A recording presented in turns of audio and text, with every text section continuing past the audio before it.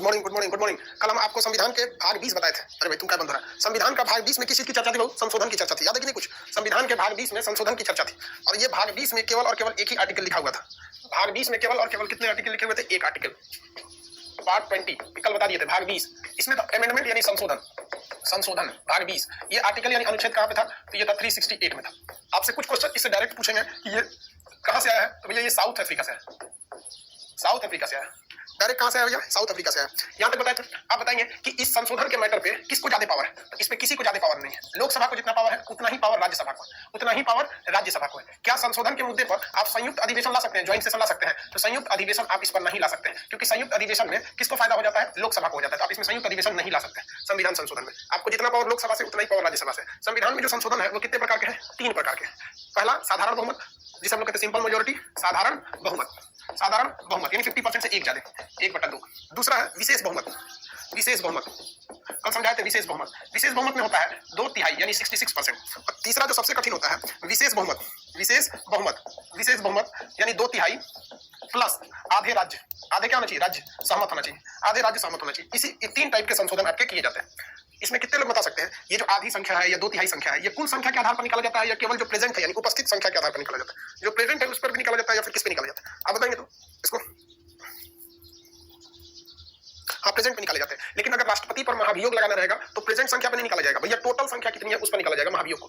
जबकि पारित करने के लिए किसको निकाला जाता है भैया? प्रेजेंट संख्या के जितने लोग हैं उतने लोगों को निकाल दिया जाता है पारित करने के लिए। इसमें से कौन सा ऐसा संशोधन है जो 368 के बाहर रखा गया है? इसे 368 के बाहर रखा गया क्योंकि इसे संशोधन माना ही नहीं जाता, इसे मामूली सुधार माना जाता है। इसमें राष्ट्रपति की अनुमति की जरूरत नहीं होती है, न ही राष्ट्रपति लौटा सकते हैं। इसमें राष्ट्रपति से अनुमति नहीं ली जाती है, राष्ट्रपति को सूचना दिया जाता है कि हम सुधार करने जा रहे हैं। इसमें सूचना दिया जाता है, समझ गए कि नहीं? अनुमति नहीं ली जाती है, अनुमति नहीं ली जाती है, बल्कि इसमें सूचना दिया जाता है। इसे काउंटिंग में भी नहीं किया जाता है। सबसे ज्यादा मैक्सिमम टाइप का जो संशोधन होता है वो किससे होता है? तो वो विशेष बहुमत से होता है। इसमें मेनली किसको रखा जाता है? भाग संख्या 3 यानी मूल अधिकार, भाग संख्या 4 यानी नीति निर्देशक तत्व, इसमें रखा जाता है। किसी का वेतन बढ़ाना है, किसी राज्य का बंटवारा करना है, ये सब साधारण बहुमत से हो जाता है, इसमें कोई दिक्कत नहीं होता। लेकिन भैया विशेष बहुमत में तो बहुत झमेला। तीसरे प्रकार का संशोधन जो होता है इसमें हम उसी चीजों को शामिल करते हैं जिसमें राज्य प्रभावित हो रहे हो। जैसे कोई स्टेट पर लगने वाला टैक्स है, एग्जांपल के तौर पे जीएसटी। अगर जीएसटी जो था अगर वो राज्य से रिलेटेड नहीं रहता ना तो नहीं लगता। अगर कोई टैक्स में राज्य प्रभावित हो रहा है तो आधे से अधिक राज्यों की अनुमति लेनी जरूरी है, और अगर राज्य प्रभावित नहीं होगा तो नहीं होगा। जैसे आप बता सकते हैं राष्ट्रपति के निर्वाचन, आपको पता है कि राष्ट्रपति के निर्वाचन में विधानसभा भाग लेती है, इसलिए विधानसभा भाग लेती है, इसलिए आधे से अधिक विधानसभा से पूछिएगा। आप कई चीजों में और पूछ सकते हैं। बताइए, सुप्रीम कोर्ट हमारा जो कोर्ट का है, न्यायपालिका है या फिर हमारी कार्यपालिका है? कार्यपालिका है, कार्यपालिका डीएम एसपी कमिश्नर ये सब कार्यपालिका में आ जाते हैं। जितने अधिकारी हैं, पता चला केंद्र सरकार ने संशोधन कर लिया कि मुख्यमंत्री की बातें नहीं मानेंगे, तो भैया तो बात किसकी मानेंगे सर? कार्यपालिका, न्यायपालिका, इस सब विधायिका। मान के चलिए कि सरकार ने कभी विधायिका कि आज से राज्यों में चुनाव ही नहीं होगा, तो भाई साहब आप आधे से ज्यादा राज्यों से पूछिए। संशोधन की प्रक्रिया, संशोधन की प्रक्रिया, संशोधन की प्रक्रिया कि भैया प्रक्रिया ही बदल दिया जाएगा, तो उसमें भी क्या किया जाएगा? आपसे तीसरे प्रकार का संशोधन तीनों पूछेगा। ये तो समझ में आ गया था आपको। अब हम आपको बस काउंटिंग बताना बाकी था कि कौन पहला संशोधन क्या था, दूसरा क्या था, तीसरा क्या था, यही ना बाकी था। संशोधन कितने टाइप के होते हैं ये सारी चीजें हम आपको समझा दिए थे। आगे बढ़े, मान के चलिए कि राष्ट्रपति की सैलरी जो है उसे 3 लाख करना है, 5 लाख से 3 लाख करना है। क्या राष्ट्रपति की सैलरी घटाई जा सकती है या नहीं? यस या नो बताएंगे। क्या राष्ट्रपति की सैलरी घटाई जा सकती है? क्या रामनाथ कोविंद की सैलरी 5 लाख से 3 लाख की जा सकती है या नहीं की जा सकती है? कुछ लोग कह रहे हैं कि नो, नहीं घटाई जा सकती है। इसका मतलब आपने ध्यान से पढ़ा ही नहीं। घटाई जा सकती है लेकिन उसके कार्यकाल में नहीं घटा सकते। आप राज्यपाल की, आप राष्ट्रपति की सैलरी, रामनाथ कोविंद जी को जो सैलरी एक बार मिल गई यानी 5 लाख, तो उसके कार्यकाल में नहीं घटा सकते हैं। लेकिन आराम से आप साधारण बहुमत से ये संशोधन कर सकते हैं कि अगले जो राष्ट्रपति आएंगे उनको सैलरी 25,000 रुपये महीना दिया जाएगा। बहुत है इतना सैलरी, समझ में आ गया कि नहीं आ गया? किसी को कोई दिक्कत? तो ये सारी चीजें आगे बढ़ जाते हैं। तो ये आपका साधारण बहुमत ही है। संशोधन, अब इस संशोधन से कई सारे रिलेटेड क्वेश्चन ध्यान से समझिए। ज्यादातर संशोधन के मुद्दे मूल अधिकार से उठे थे। मूल अधिकार से उठे कई सारे मुद्दे थे। एक सकरी प्रसाद का मामला था, सकरी प्रसाद, भाई साहब ये सकरी प्रसाद नाम के एक व्यक्ति थे। यूनियन ऑफ इंडिया में इन्होंने क्या कर दिया? केस ठोक दिया भारत सरकार के। तो इन मुकदमे में, और एक संजन सिंह थे, इसमें कहा गया था कि मूल अधिकार में संशोधन किया जा सकता है। संजन सिंह, 2 आदमी थे, एक सकरी प्रसाद थे और एक थे आपके संजन सिंह। 2 अलग अलग मुकदमा था। संजन सिंह, 2 मुकदमे थे। इन दोनों ही मुकदमे में सुप्रीम कोर्ट ने क्या कहा? सुप्रीम कोर्ट ने कहा, क्या कहा कि जो संसद है, हमारी संसद, ये चाहे, संसद चाहे तो भाग संख्या 3, भाग संख्या 3 क्या भैया? मूल अधिकार। हम सीधे लिखते थे मूल अधिकार, जो हमारे फंडामेंटल राइट है, मूल अधिकार है। मूल अधिकार, इस मूल अधिकार में क्या कर सकती है? संशोधन कर सकती है। वो चाहे तो हमारे मूल अधिकार को छीन सकती है। जैसे धार्मिक स्वतंत्रता के अधिकार, 3 तलाक का मामला था, छीन लिया गया कि नहीं छीन लिया गया? तो वो चाहे तो हमारे मूल अधिकार को बढ़ा घटा सकती है। जैसे संपत्ति का अधिकार, मूल अधिकार था, छीन लिया गया। तो ये 2 मामले में कहा गया था। किसमें किसमें? सकरी प्रसाद और संजन सिंह के मामले में। लेकिन एक गोलकनाथ मामला था। गोलकनाथ बहुत बड़े व्यक्ति थे, उनके मुकदमे में गोलकनाथ मुकदमे में सुप्रीम कोर्ट ने संसद को गोल कर दिया। सुप्रीम कोर्ट ने क्या कहा? सुप्रीम कोर्ट ने कहा कि जो संसद है, क्या है? संसद है, ये मूल अधिकार के मामले में, मूल अधिकार के मामले में गोल है। गोलकनाथ से क्या याद रखेंगे? गोल, गोल माने जीरो। कि आप भैया सुप्रीम कोर्ट ने कह दिया कि अगर किसी के मूल अधिकार की मामला है तो आप उसमें संशोधन ही नहीं कर सकते, यानी गोल कर दिया। यानी जब संविधान बना था तो इस बात पर विवाद हो गया कि संसद अगर चाहे तो किसी व्यक्ति के मूल अधिकार को छीन सकती है। भारत में अगर आप कहिएगा कि सबसे बड़ी विशेषता क्या है, तो सबसे बड़ी विशेषता क्या है, हमारे पास कुछ अधिकार है जो कोई नहीं छीन सकता।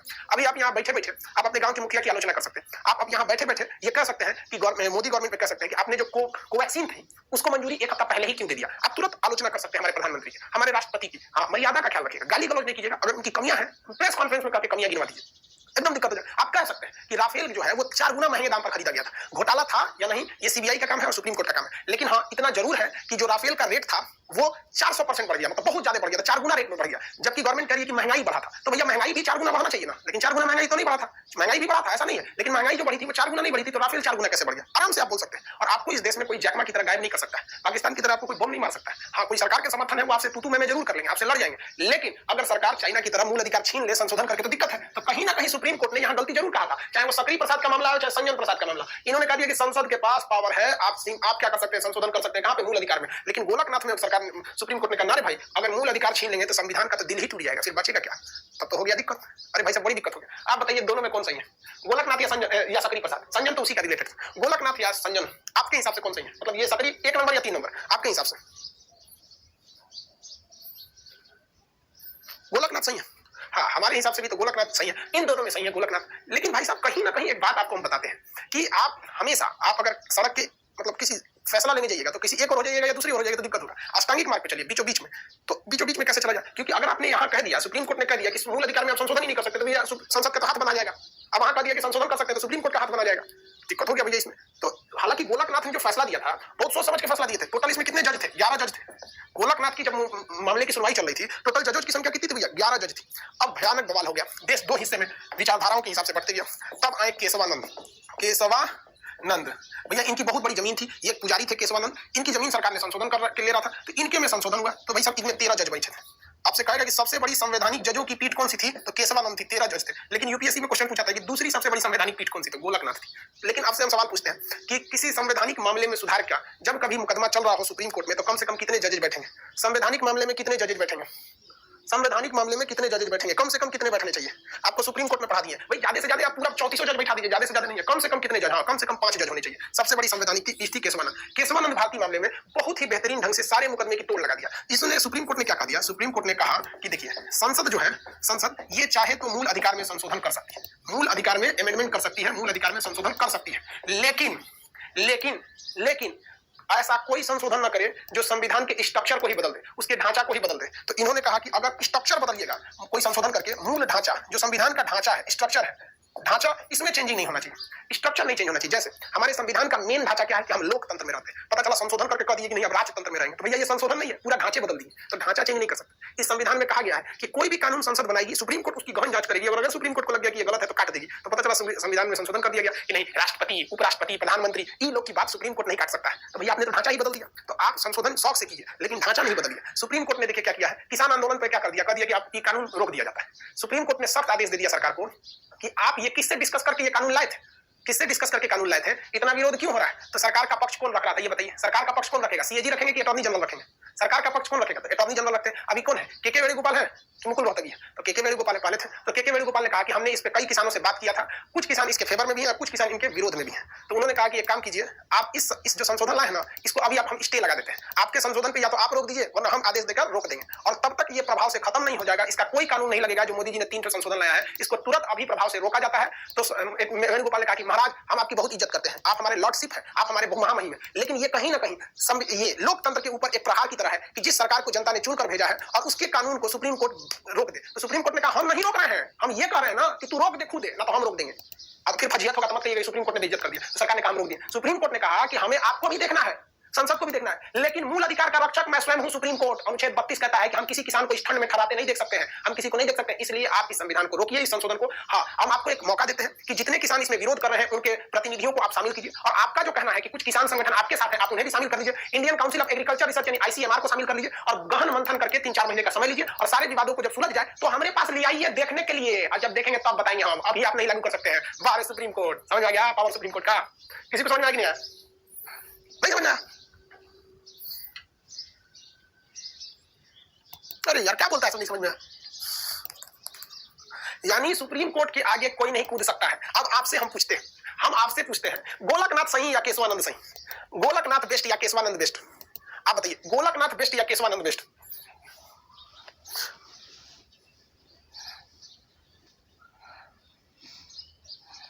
हाँ भाई, वो केशवानंद एकदम बेस्ट, केशवानंद सबसे बेहतरीन था। बहुत अच्छा भाई, केशवानंद बेहतरीन थे। चलिए, अब इस केशवानंद भारती ने जैसे संशोधन सुनाया, केशवानंद भारती मामले में ध्यान से समझिए।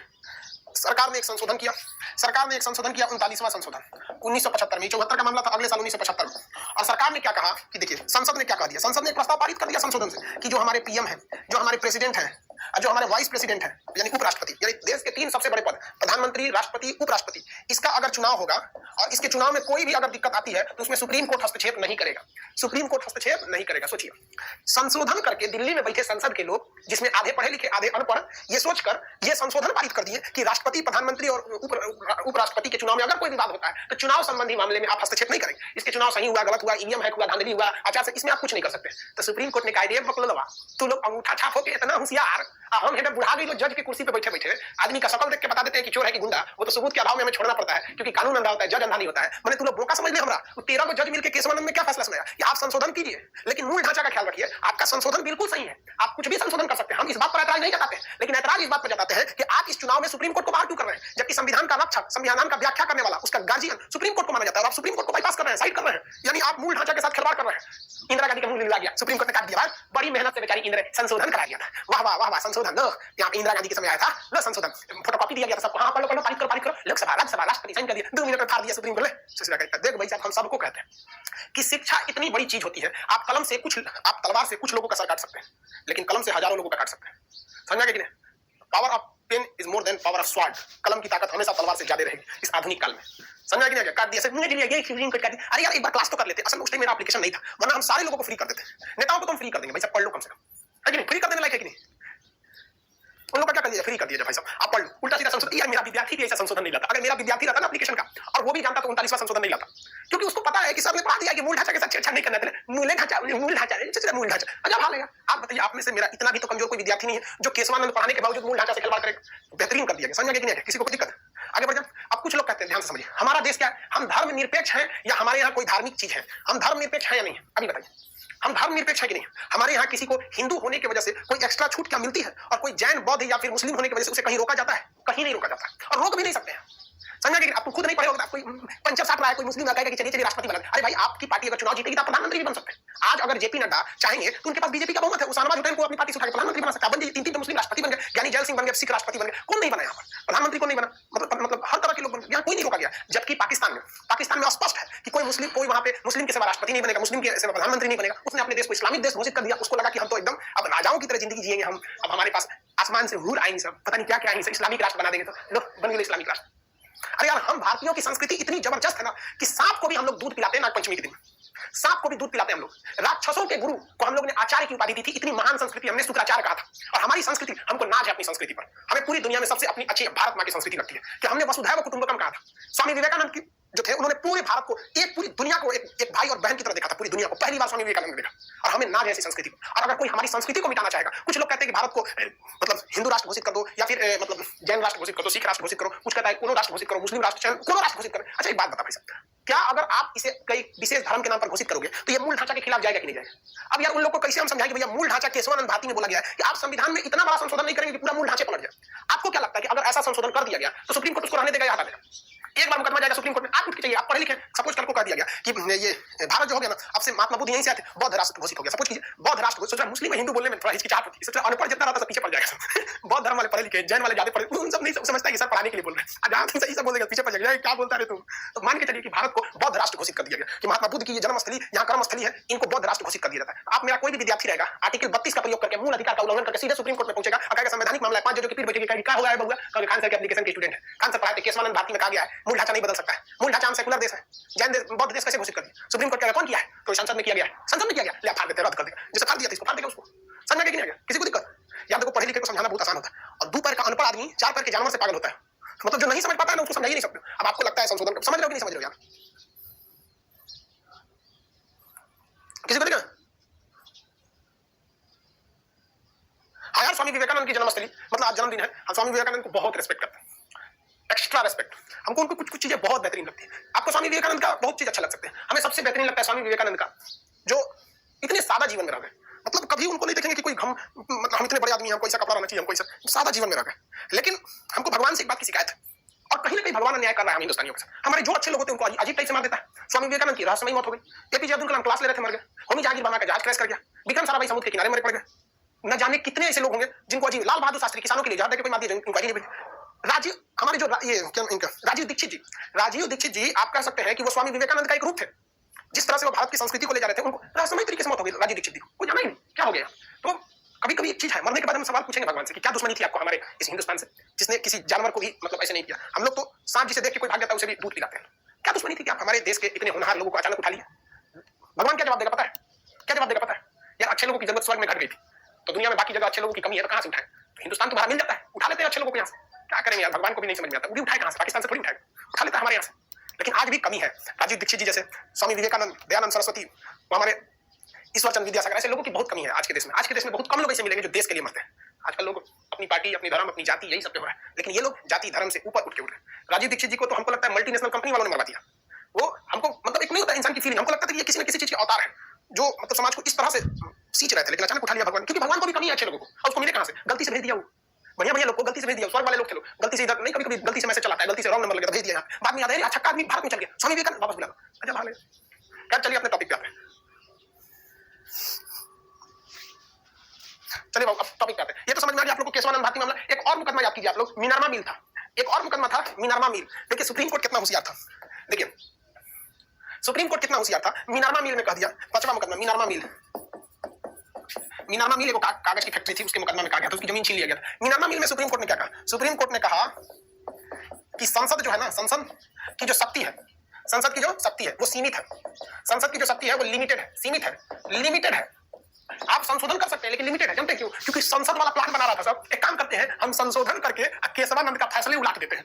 केशवानंद का फैसले उलाट देते हैं। अब न रहेगी बांस न बजेगी बांसुरी, हो गया काम खत्म। अगर केशवानंद का फैसले उलाट दिया जाएगा तो संविधान में कहां लिखा है कि संसद किसी फैसले को उलाट नहीं सकती है, उलाटे सकती है? तो सुप्रीम कोर्ट ने पहले ही उलाटने से पहले ही कह दिया कि आपकी शक्तियां लिमिटेड है, आपके संशोधन करने की शक्तियां लिमिटेड है, असीमित नहीं है इंग्लैंड की तरह। जबकि इंग्लैंड की जो शक्तियां है वो असीमित है, वो कुछ भी संशोधन कर सकती है। अगर इंग्लैंड की संसद ने संशोधित कर दिया कि खान सर आदमी नहीं है, डायनासोर है, तो मेरे आधार कार्ड में इंग्लैंड में क्या लिख दिया जाएगा? डायनासोर। Khan sir dinosaur. हम चिल्लाते रह जाएंगे हम आदमी है, मेड इन इंडिया ना, डायनासोर। संसद, ब्रिटेन की संसद की शक्तियां असीमित है, वो कुछ भी कर सकती है। इवन की ब्रिटेन की संसद में इतना पागल जैसा पावर है कि किसी मरे व्यक्ति को अगर संविधान में यह घोषित कर दिया गया, संशोधन करके कि वहां के लोकसभा और राज्यसभा में यह व्यक्ति अभी भी जिंदा है, तो भले उसकी लाश को जला दीजिए या दफना दीजिए, हकीकत में वो भले मर गया है लेकिन हर जगह उसे जीवित ही माना जाएगा। इतना पावर है और वहां की सुप्रीम कोर्ट इसे सुधार भी नहीं करती है। समझा गया? लेकिन ऐसा वहां सक्सेस है क्योंकि वहां पढ़े लिखे लोग हैं, वहां के नेताओं को एक लिमिट में रहने की आदत है। जबकि भारत में अगर असीमित शक्ति दे देते ना तो संशोधन कर देता सब। चुनाव जो हार गया है सबको फांसी चढ़ा दो, जितने लोग चुनाव हारे हैं फांसी चढ़ा दो।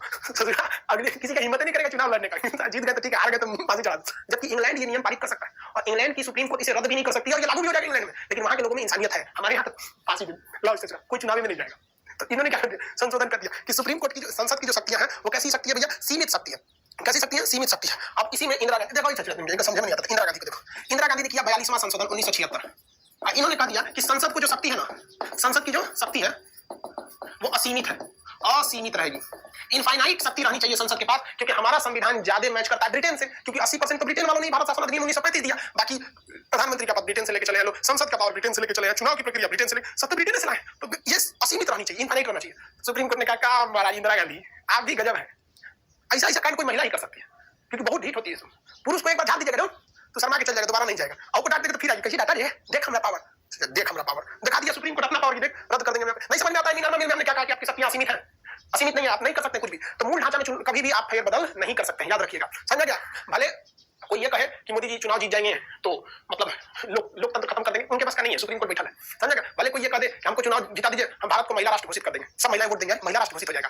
कोई पुरुष राष्ट्रपति नहीं बन सकता है, पुरुष प्रधानमंत्री नहीं बन सकता है। मतलब देखिए, जो जिस राष्ट्र घोषित कर दिया जाता है ना, जैसे महिला राष्ट्र भारत घोषित हो जाएगा ना, तो वहां जितने बड़े पद है सब पे महिला बैठ जाएंगे। अगर मुस्लिम राष्ट्र पाकिस्तान घोषित करना, जितना बड़ा पद है वो क्या हो जाएगा, सब मुस्लिम को दिया जाएगा। कोई हिंदू चाह के भी नहीं बैठ सकता। जैसे भारत को अगर हिंदू राष्ट्र घोषित कर दिया जाएगा तो बड़े पद पर हिंदू के सिवा कोई दूसरा नहीं जा सकता। ये एक रिजर्वेशन हो जाता है। तो हम एक काम करते हैं, हम कर देते हैं कि जितने लोग हैं भारत की महिलाएं, हमको वोट दीजिए, हमारी सरकार आएगी तो भारत को महिला राष्ट्र घोषित कर देंगे। यहाँ मुखिया, chairman, ward councillor, attorney general, CAG, राष्ट्रपति, उपराष्ट्रपति, सुप्रीम कोर्ट का जज, वकील, A to Z सब महिला रहेंगे एकदम। 25% का जितना रहेगा यस मैडम, यस मैडम, सब महिलाओं को वोट दे देगी यार, महिला राष्ट्र घोषित कर देंगे, खान सर तो अच्छा कोई नहीं है, आप घोषित कर देंगे, और जहां हम कह देंगे महिला राष्ट्र घोषित है तो सुप्रीम कोर्ट हमारा दो बार फाड़ देगा। पहला बात यही फाड़ेगा, केशवानंद में कहा गया कि आप मूल ढांचा नहीं बदल सकते, तो ऐसे चराग दे मेरा संशोधन फाड़ देगा सुप्रीम कोर्ट, और उसके बाद से फिर सही के दोबारा फाड़ेगा, हम पूछेंगे दोबारा क्या फाड़े, तो कहेंगे देखो मीनामा मीन में कहेंगे आपकी शक्तियां जो है लिमिटेड है, लिमिट क्रॉस मत कीजिए, तो दोबारा फाड़ देगा। लेकिन क्या दिक्कत है, चुनाव में प्रचार के लिए मुद्दा बहुत है, चुनाव प्रचार के लिए मुद्दा बहुत है, क्योंकि चुनाव के बाद कौन पूछता है कि किसको क्या देखना था, कि 19 लाख रोजगार देना था बिहार में, कि 10 लाख देना था, कि 15 लाख भेजना था, कि क्या देना था, किसको पता चुनाव के बाद क्या होता है। लेकिन चुनाव जीतने के लिए मुद्दा बहुत बेहतरीन है, समझा गया कि नहीं आ गया, समझ आ गया। अब कई लड़का आप लोग में से खटखटा रहा था जब सुप्रीम कोर्ट पढ़ा रहे थे सर कि सर सकरी प्रसाद नहीं पढ़ाए, गोलकनाथ नहीं पढ़ाए, केशवानंद नहीं पढ़ाए, जब जरूरत पड़ेगा तब पढ़ाएंगे, हो गया आपका। इसमें किसी को दिक्कत तो पूछा जाए, किसी को दिक्कत,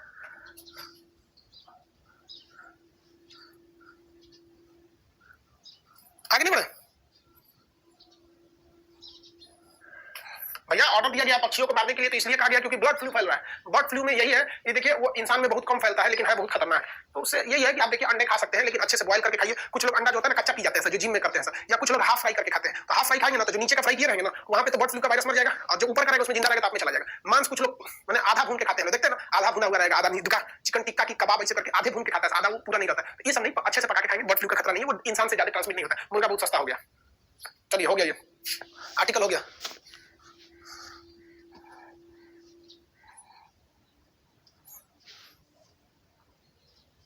नहीं हुआ, आगे बढ़ जाए। अब आगे ये इसके बाद संविधान की नंबरिंग आती है, तो नंबरिंग हम आपको कल पढ़ाएंगे, लेकिन अभी हम आपको संविधान के 22 भाग पढ़ा देते हैं ताकि आपको दिमाग में रहेगा। संविधान के प्रमुख संशोधन जो है, जितने संशोधन है वो डेट बाई डेट आपको बताएंगे। देखिए हम आपको संविधान का भाग संख्या 20 बता दिए, भाग संख्या 20 बता दिए, आर्टिकल कितना में था, 368 में था। अब भाग संख्या 21 बताना है आपको, भाग संख्या 21 ये क्या है, ये भैया अस्थायी चीजें, इसमें जितनी चीजें हैं वो अस्थायी है, कब खत्म हो जाएगी कोई पता नहीं, इसलिए इसको ज्यादा सीरियसली नहीं। कहां से शुरू होगा भैया, तो 369 से शुरू होगा, कहां तक जाएगा, 392 तक। ये अस्थायी चीजें कब खत्म हो जाएगा कोई ठीक नहीं है। इसी में आपको एक चीज देखते हैं, 369 इसी में आएगा, 370 देखिए ना, 369 के बाद 370 आएगा, इसी में आएगा, कब खत्म हो जाएगा किसी को नहीं पता। यानी ये जितनी चीजें हैं ये अस्थायी है, इसमें से ना लगभग 80% चीजें खत्म हो चुकी हैं, धीरे धीरे इसका सारी चीजें खत्म हो जाएगी। ये भाग 21 केवल राजाओं को या बड़े बड़े लोगों को उस समय फुसलाने के लिए दिया गया था ताकि फुसूल जाए, ठीक है। अभी संशोधन का नंबरिंग बताएंगे बबुआ, क्या हुआ यार तुम लोग इसमें कौन अंजलि है। हम ब्लॉक नहीं करेंगे अपनी आपको, सीधे एप्लीकेशन से बाहर कर देंगे, फिर आप एप्लीकेशन से बाहर करके एप्लीकेशन से ब्लॉक कर देंगे, फिर दोबारा डाउनलोड भी नहीं कर पाइएगा, समझ गया। स्टूडेंट लोग स्टूडेंट की तरह मजाक के लेवल तक अच्छा लगता है, मार कमेंट में अंजलि अंजलि बंद कर देंगे, कमेंट शांत हो जाओगे, हमको क्या जाता है, क्या करिएगा अभी बंद कर देंगे, कुछ नहीं। देखो बाबू ध्यान से समझो, भारत की खराबी है कि हमारे पास 98% लोग जो है बहुत अच्छे हैं, लेकिन इन अच्छों की खासियत क्या होती है, ये बहुत शांत रहते हैं, और 2% साले बड़ी हरामी है, और इनकी खासियत क्या है, साले बड़ी चक्कर पकड़ करते हैं, ये अकेले 2% इन लोग पे भारी पड़ जाते हैं, भारी नहीं पड़ते, ये लोग शांत होकर हट जाते हैं, कहते हैं क्या मुंह लगाना है इससे, ये लोग समझते हैं बहुत बड़ा सिकंदर होगा। अजब हाल है भाई साहब, वो तो गंदे नाली का सुअर देख के पहलवान भी किनारे हो जाता है, कपड़ा गंदा हो जाएगा, सुअर देख के गिरे पहलवान भाग जाती है, अलग बात यार, नौटंकी मत किया कर। देखो इसमें जितनी चीजें की गई हैं वो सब की सब अस्थायी हैं, अब धीरे धीरे सारी की सारी चीजें खत्म हो गई हैं। जैसे 369 देख लो, 369 में कहा गया है, 369 में कहा गया है कि राज्य सूची जो विषय है, राज्य सूची के कुछ विषय पर, किस विषय पर, राज्य सूची के कुछ विषय पर, टोटल नहीं, राज्य सूची पर कुछ विषय पर केंद्र सरकार को ऐसा पावर दिया गया है कि मानो कि वो एक समवर्ती सूची है, मानो कि वो समवर्ती, आप क्या बोल रहे हैं सर। देखो भैया आर्टिकल 249 में क्या बोला है जरा ये बताइए। आर्टिकल 249 में बोला गया कि राज्य सूची के किसी भी विषय में राज्यसभा चाहेगी तो वो उसमें कानून बना सकती है 1 साल के लिए, लेकिन समवर्ती सूची में तो जब मन तब बना सकते हैं। तो कहा गया कि राज्य सूची के कुछ ऐसे भी विषय हैं जिसे केंद्र सरकार कानून बना सकती है बिना राज्यसभा के पूछे, मानो कि जैसे वो समवर्ती सूची के विषय हो। नहीं समझा सकता, नहीं समझा। संघ सूची, पहली सूची थी ना संघ सूची, दूसरी राज्य सूची, तीसरी समवर्ती सूची। देखिए ध्यान से, संघ सूची में तो केंद्र सरकार कानून बनाती है, इसमें तो कोई दिक्कत ही नहीं है, संघ सूची में केंद्र सरकार कानून बनाती है, राज्य सूची में नहीं बना सकती। राज्य सूची में बनाने के लिए उसे आर्टिकल 249 का प्रयोग करके राज्यसभा से अनुमति लेना पड़ेगा। समवर्ती सूची के लिए अनुमति थोड़ी लग रहा है, तुम भी बनाओगी, कहा गया है कि कुछ ऐसे भी विषय इस संघ राज्य सूची में हैं जो 369 के तहत ऐसे समझे जाएंगे कि मानो कि वह समवर्ती सूची के विषय है, बिना राज्यसभा की अनुमति उसमें कानून बनाया जा सकता है, लेकिन इस कानून का भी प्रभाव केवल 1 साल रहेगा। और ये जो व्यवस्था किया गया था ये केवल 5 साल के लिए किया गया था, यानी 1950 में संविधान लागू हुआ, 1955 में खत्म कर दिया गया, समझ गया। तो राज्य सूची के कुछ विषय को कैसे ट्रीट किया गया था समवर्ती सूची के तहत, वो कौन विषय थे भैया, सूती वस्त्र उद्योग, कपास उद्योग, गन्ना उद्योग, जूट उद्योग, तंबाकू उद्योग, ऐसे उद्योगों को सरकार जो थी वो देखी थी कि देश हित में रहते हुए ये तो राज्य सरकार का है, लेकिन हम इसमें टेम्पोररी इसको बिना राज्य सरकार के पूछे ही कर सकते हैं, ये किसी काम का नहीं, कोनो काम का नहीं, खत्म कर दिया गया। संविधान के केवल 5 साल तक इसे दिया गया था, कितने साल के लिए, 5 साल के लिए। इसके बाद ये तो सबको पता होगा 370 खत्म कर दिया गया, 370 जब 370 था तो संविधान देखिए 370 में क्या खत्म किया गया, पूरा 370 खत्म नहीं किया गया, पूरा 370 खत्म कर देंगे तो संविधान गड़बड़ा जाएगा। 370 का ए छोड़ के बाकी सब खत्म कर दिया गया।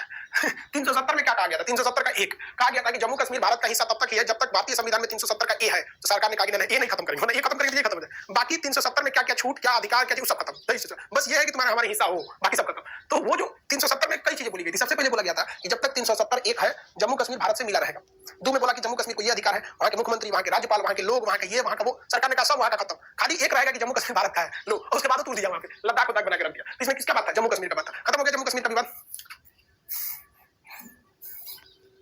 जम्मू कश्मीर का विवाद था। अब 35 ए क्या था, 35 ए कहता था कि बाहर के लोग जम्मू कश्मीर में नहीं बस सकते हैं, मतलब यूपी बिहार के लोग जम्मू कश्मीर में बस नहीं सकते हैं। लेकिन अब कह दिया गया कि नहीं भैया, चाहे आप कश्मीर के हो या कन्याकुमारी को, पूरा भारत एक जगह हो गया, रोमिंग फ्री, एकदम समझिए जियो वाला काम कर दिया, दनादन कर दिया, दनादन कर दिया गया था। जम्मू कश्मीर का संविधान कब लागू हुआ, जम्मू कश्मीर का संविधान कब लागू हो गया भैया, तो जम्मू कश्मीर का संविधान हमारे संविधान के बाद हुआ। हम लोग का संविधान जो बना था 26 नवंबर 1949 का, इन लोग का बना 26 नवंबर 1957 को लागू हुआ था। 26 नवंबर 1957 को लागू हो गया था इन लोग का। सदर रियासत कहा जाता था यहाँ पर राज्यपाल को, सदर रियासत कहा जाता था, यहाँ के राज्यपाल को कहा जाता था। ये अपने विधानसभा में 2 महिलाओं को मनोनीत कर सकते थे, व्यवस्था खत्म। यहाँ आरबीआई का नियम नहीं लगता था, खत्म। यहाँ पर केंद्र सरकार के मूल अधिकार और नीति निर्देशक नहीं लगते थे, खत्म। अभी सब खत्म, भी बराबर। 370 जो है वो क्या कहता है भैया, 370 में ये व्यवस्था है कि जम्मू कश्मीर भारत का हिस्सा है, बाकी उसको विशेष प्रावधान खत्म। 35 ए भी खत्म है। 35 ए कहता है कि जो जम्मू कश्मीर के मूल अधिकारी, मूल निवासी ही यहाँ रह सकते हैं, कोई दिक्कत नहीं, आप कहीं भी रह सकते हैं। अब जो कश्मीर, पाकिस्तान क्या कहता है, पाकिस्तान कहता है कि जम्मू कश्मीर के लोग कहां रहना चाहते हैं, वोटिंग करा लीजिए, कोई बात नहीं, कोई बात नहीं, 10 साल वेट करो, भारत से इतने लोग जम्मू कश्मीर में घुस जाएंगे कि वोटिंग कराने के बाद जम्मू कश्मीर का वोट गायब हो जाएगा, वो कहां रहना चाहते हैं।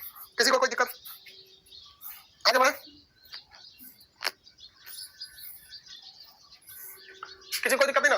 अब इसके आगे का आप कल समझाएंगे, 371 में क्या क्या है, ये सब चीजों को आज नहीं, आज के लिए इतना ही, आगे का कल समझाएंगे क्योंकि फिर लंबा हो जाएगा। कल आपका भाग 22 तक खत्म हो जाएगा, कल आपका क्या खत्म हो जाएगा, भाग 22 खत्म हो जाएगा। उसके बाद से परसों हम आपको संशोधन पढ़ा देंगे, पहला संशोधन, दूसरा, तीसरा, इस तरह करके संशोधन पढ़ा देंगे। उसके बाद हम आपको क्या पढ़ाएंगे, संविधान का अनुसूची, अनुसूची के बाद संवैधानिक विकास, संवैधानिक विकास के बाद आईपीसी, आईपीसी के बाद सीआरपीसी, सीआरपीसी के बाद इंटरनेशनल रिलेशन, उसके बाद खत्म।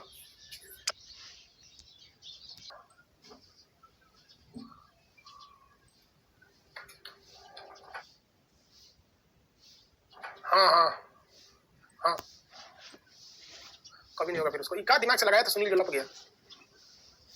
अच्छा, उपहारा वाला करकट को लगाया, सबसे बाहर जो लगा हुआ है उसमें 2 ठोकर। हाँ तो हाँ, वो रवि जी लगा है। हाँ हाँ, हम्म हम्म हम्म हम्म। नहीं, आप ही बना दीजिए ना, वो नहीं लाएंगे, वो कबाड़िया के चक्कर में तो गड़बड़ हुआ।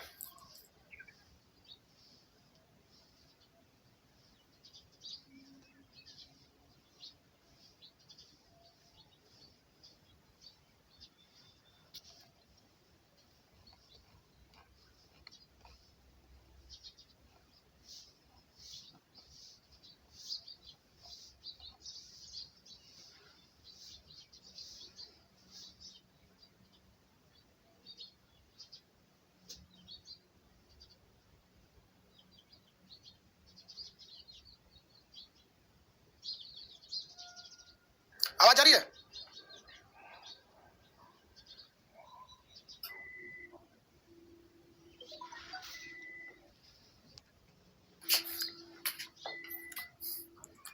यहां तक समझा दिया था ना।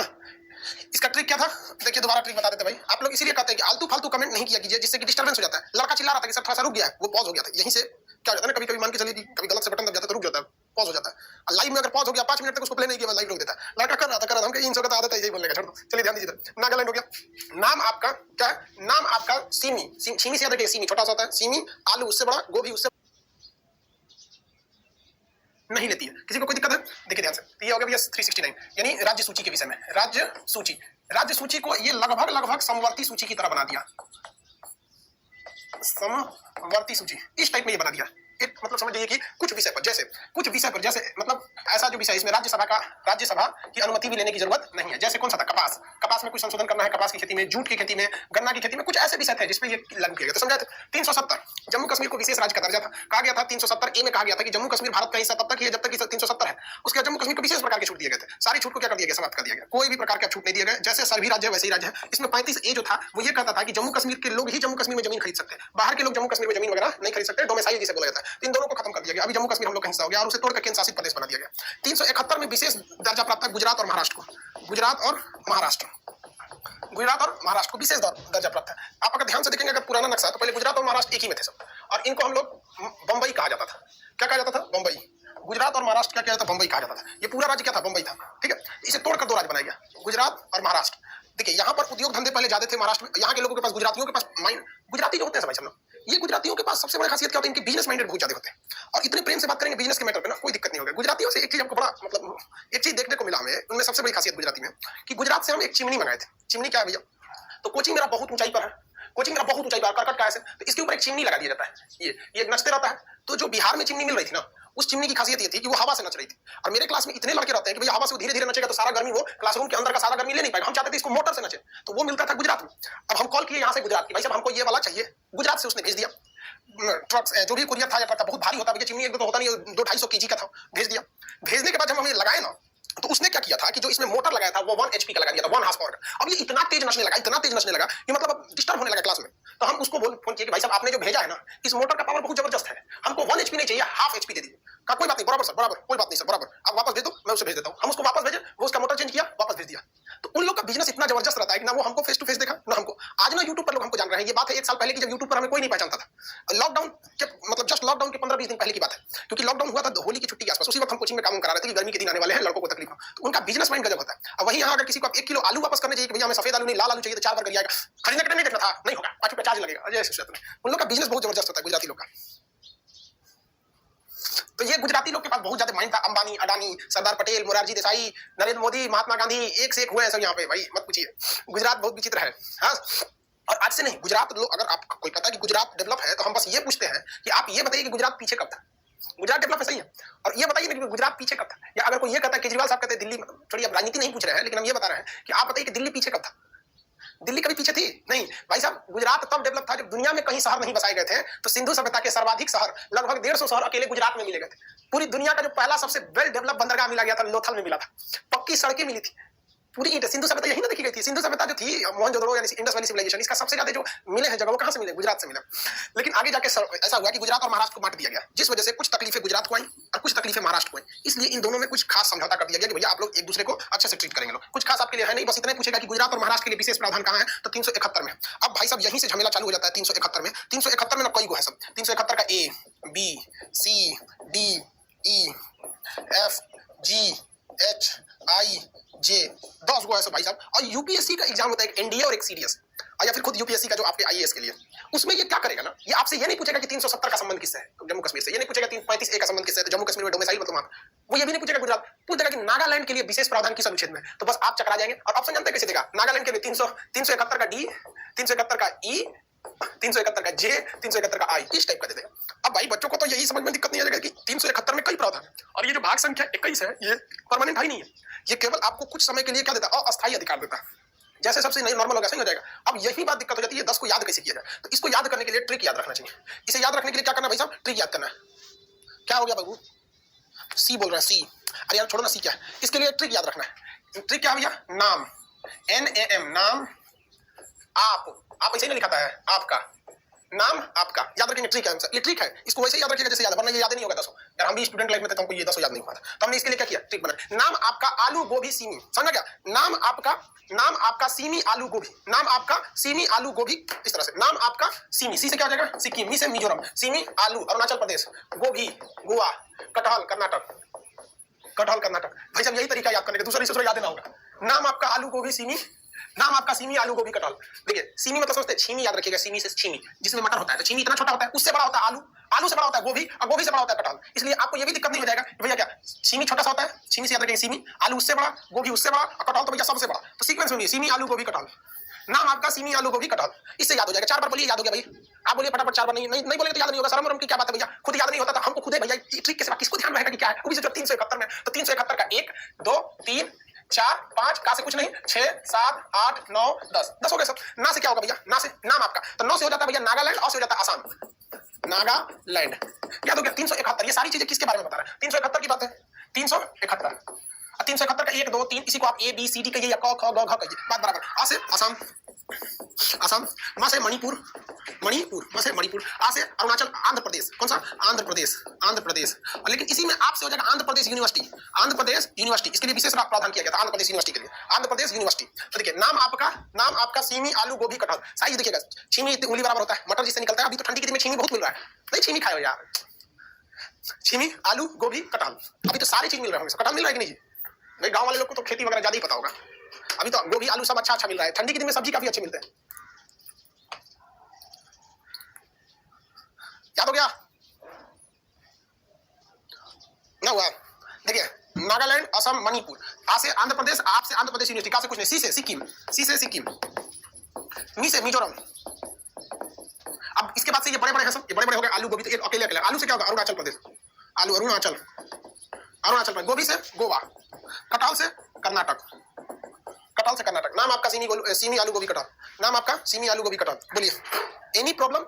ये आपका 371 हो गए। इसी से आपके आप उठा के देखिएगा यूपीएससी के एग्जाम या बीपीएससी या स्टेट कमीशन, इसमें से वो पक्का सटा देगा, वो जानता है कि लड़के को यही याद नहीं रहता। नाम आपका सीमी, आलू, गोभी, कटहल, नाम आपका सीमी, आलू, गोभी, कटहल। अब हम लोग कैसे लिख देते हैं भैया? 371 यहाँ लिख देते हैं, 371, इसमें से एक 371 का 1 2 3 4 5 5 इधर लिख देते हैं, अब 5 कई साइड यानी 6 7 8 9 10। चलिए अब लिखते हैं नाम आपका, नाम से नागालैंड, एक में नागालैंड, नाम NAM, ए से आसाम, म से मिजोरम।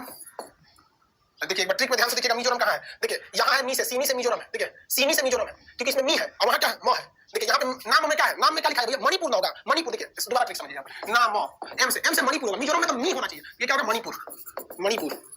आपका अरुणाचल प्रदेश, आंध्र प्रदेश, आंध्र प्रदेश। इसमें क्या है? आंध्र प्रदेश की यूनिवर्सिटी, आंध्र प्रदेश यूनिवर्सिटी।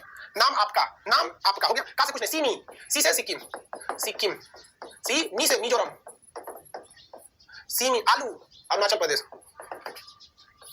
अरुणाचल प्रदेश, आलू हो गया, गोभी, गोवा, कटहल, कर्नाटक। नाम आपका आलू, गोभी, सीमी, कटहल, नाम आपका सीमी, आलू, गोभी, कटहल, नाम आपका सीमी, आलू, गोभी, कटहल, नाम आपका सीमी, आलू, गोभी, कटहल। बड़ा हो गया, याद हो गया तो ठीक है, नहीं तो भैया कोई उपाय नहीं इसका। क्या हो गया? तुम क्या पहुंचोगे भाई?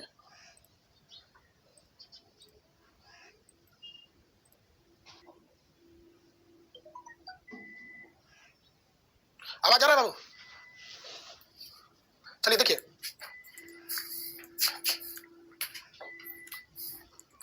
यहां तक समझा दिया था ना। इसका ट्रिक क्या था? देखिए दोबारा ट्रिक बता देते भाई। आप लोग इसीलिए कहते हैं कि आलतू फालतू कमेंट नहीं किया कीजिए, जिससे कि डिस्टर्बेंस हो जाता है। लड़का चिल्ला रहा था कि सर थोड़ा सा रुक गया है, वो पॉज हो गया था, यहीं से क्या हो जाता है ना, कभी कभी मान के चलिए कि कभी गलत से बटन दब जाता है तो रुक जाता है, पॉज हो जाता है। लाइव में अगर पॉज हो गया 5 मिनट तक उसको प्ले नहीं किया, लाइव रोक देता है। लड़का कर रहा था, हम इन सब का आदत है यही बोलने का, छोड़ दो। चलिए ध्यान दीजिए, नागालैंड हो गया। नाम आपका क्या है? नाम आपका सीमी, सीमी से याद रखिए, सीमी छोटा सा होता है, सीमी, आलू उससे बड़ा, गोभी उससे बड़ा, कटहल उससे बड़ा। नाम आपका सीमी, आलू, गोभी, कटहल। नागालैंड, असम, म से मणिपुर। देखिए यहाँ मी है ना, तो मी से मिजोरम होगा। आप मणिपुर और मिजोरम में मत गलती करिएगा। देखिए जब तक मी ना आए तब तक मिजोरम नहीं होगा, जब तक मी ना आए तब तक मिजोरम नहीं होगा। अब एक जगह और कंफ्यूजन हो गया, अ से अरुणाचल प्रदेश कि अ से आंध्र प्रदेश। तो देखिए आंध्र प्रदेश होगा यहाँ पे, अरुणाचल प्रदेश में देखिए ऊ की मात्रा है ना, आलू में भी ऊ की मात्रा है, तो इसी से याद रखिएगा, आलू से होगा अरुणाचल प्रदेश। नागालैंड, असम, मणिपुर, ये कौन सा होगा? मणिपुर। नागालैंड, असम, मणिपुर, आ से आंध्र प्रदेश, फिर आप से आंध्र प्रदेश यूनिवर्सिटी, का से कुछ नहीं, सी से सिक्किम, मी से मिजोरम, आलू से अरुणाचल प्रदेश, गोभी से गोवा, का से कटहल। इसी को दोबारा अगर लिख देते हैं 371 में टोटल 10 भाग है, 10 के नाम क्या होंगे? ना से नागालैंड, असम, मणिपुर, आंध्र प्रदेश यूनिवर्सिटी, सिक्किम, मिजोरम, अरुणाचल प्रदेश, गोवा, कर्नाटक। आप इसको 4 बार लिखिए, याद हो जाएगा। देखिए कैसे, नाम आपका सीमी, सीमी से याद रखिएगा, सीमी, आलू उससे बड़ा होता है, गोभी उससे बड़ा होता है, कटहल उससे भी बड़ा होता है। नाम आपका आलू, गोभी। नागालैंड, असम, मणिपुर, मिजोरम नहीं, जब तक मी ना आए तब तक मिजोरम, मणिपुर। आंध्र प्रदेश यूनिवर्सिटी, का से कुछ नहीं, सिक्किम, मी से मिजोरम, अरुणाचल प्रदेश, गोवा, कर्नाटक, गोवा, कर्नाटक, गोवा, कर्नाटक। 1 2 3 4 5 6 7 8 9 10, ये सारी की सारी चर्चा 371 में किया गया। क्या किया गया? इन राज्यों को कुछ छूट दिया गया, ताकि ये जो राज्य, अगर आप ज्यादातर राज्यों को देखेंगे ना, तो कोई ना कोई इनके साथ विवादित था। नागालैंड का कल्चर अलग था, असम थोड़ा सा बाढ़ पीड़ित था, आज भी उनका कल्चर अलग है, मणिपुर का भी कुछ अलग है, आंध्र प्रदेश का तो विवाद हो गया था भाई, सब थोड़ा सा भाषा वगैरह को लेकर। सिक्किम हम लोग का था ही नहीं, वापस हम लोग लिया था, स्वतंत्र देश था। मणिपुर में भी वही हाल है, अरुणाचल प्रदेश में भी वही हाल है, गोवा को हम लोगों ने पुर्तगालियों से लिया था, तो कुछ शर्तों को शामिल कर दिया था, कर्नाटक वगैरह को लेकर ऐसे किया गया था। तो ये याद रहना चाहिए आपको, ठीक है? आगे बढ़े। ये सब किसमें है? 71 में है। किसमें? 71 में। कितना के 71 में? 371 में। तो ऐसे भी बोल सकते हैं 71 नाम। एगो लड़का कह रहा है कि सही से बोलिए 71 नाम, भैया 71 बोलिए तो 71 से कौन सी 371। 71 नाम आपका, 71 नाम आपका सीमी, आलू, गोभी, कटहल। 71 नाम आपका सीमी, आलू, गोभी, कटहल। 71 नाम आपका सीमी, आलू, गोभी, कटहल। 71 नाम आपका सीमी, आलू, गोभी, कटहल। याद हो गया?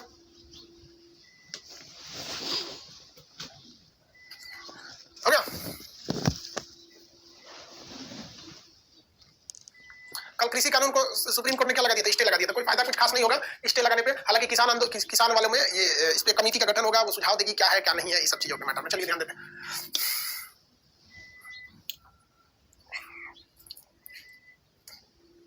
खत्म हो गया। अब देखिए भैया, ये जो चालू होता है 369 से चालू होता है। बता दिए कुछ ऐसे प्रावधान थे जो समवर्ती सूची की तरह ट्रीट किए जाते थे। जम्मू कश्मीर हो गया, 371 में गुजरात महाराष्ट्र हो गया, और 371 का ये ससुरा 71 में ए से लेकर जे तक था यहाँ पर। अब देखो भाई 372 में ऐसे ही अलग अलग प्रावधान है, 373 में भी प्रावधान है। ये कोई भी प्रावधान जो है ना, ये मतलब अस्थायी प्रावधान नहीं है। ये सब के सब प्रावधान जितने दिए गए हैं ये टेम्पोररी दिए गए। 72 में दिए गए विधानसभा के बारे में कुछ विशेष प्रावधान दिए गए हैं, निवारक निरोध से बचने के लिए कुछ प्रावधान दिए, अलग अलग थोड़ा सा प्रावधान दिए गए हैं। उसके बावजूद देखिए 379 से लेकर 391 तक निरसित कर दिया गया, खत्म कर दिया गया। धीरे धीरे इसमें सब खत्म हो जाएगा, धीरे धीरे इसमें सब खत्म हो जाएगा। हटना यार, अरे बेवकूफ सब, इसमें क्या कर रहा है तुम लोग? कोई कर रहा है कि औकात में रहो। क्या तुम लोग कमेंट में अपनी औकात देखते हो? बाप पैसा ना देंगे तो अंडरवियर खरीदने की औकात नहीं है, बोलता है कि औकात में रहो। बाबूजी के पैसा को औकात नहीं करते, बाबूजी की औकात है। अभी पढ़ाई करो, बेरोजगार हो लोग कोई नहीं है, बाप के पैर पे खड़े होकर दूसरे की औकात नहीं नापी जाती। चलिए पढ़ाई कर, बेवकूफ कहीं का समझा रहे हैं तो समझता नहीं है सब। देखिए इसमें जितनी चीजें हैं सब की सब अस्थायी। सब भाग 21 का नाम ही है भैया अस्थायी। भाग 21 का नाम ही अस्थायी। कब कौन खत्म होगा कोई ठीक नहीं। जैसे आपके सामने 370 खत्म हो गया, ऐसे करते करते सरकार ने 379 से लेकर 391 तक को खत्म कर दिया। कभी सब खत्म है यहाँ से यहाँ तक के बीच में। 379 से लेकर कहां तक खत्म कर दिया?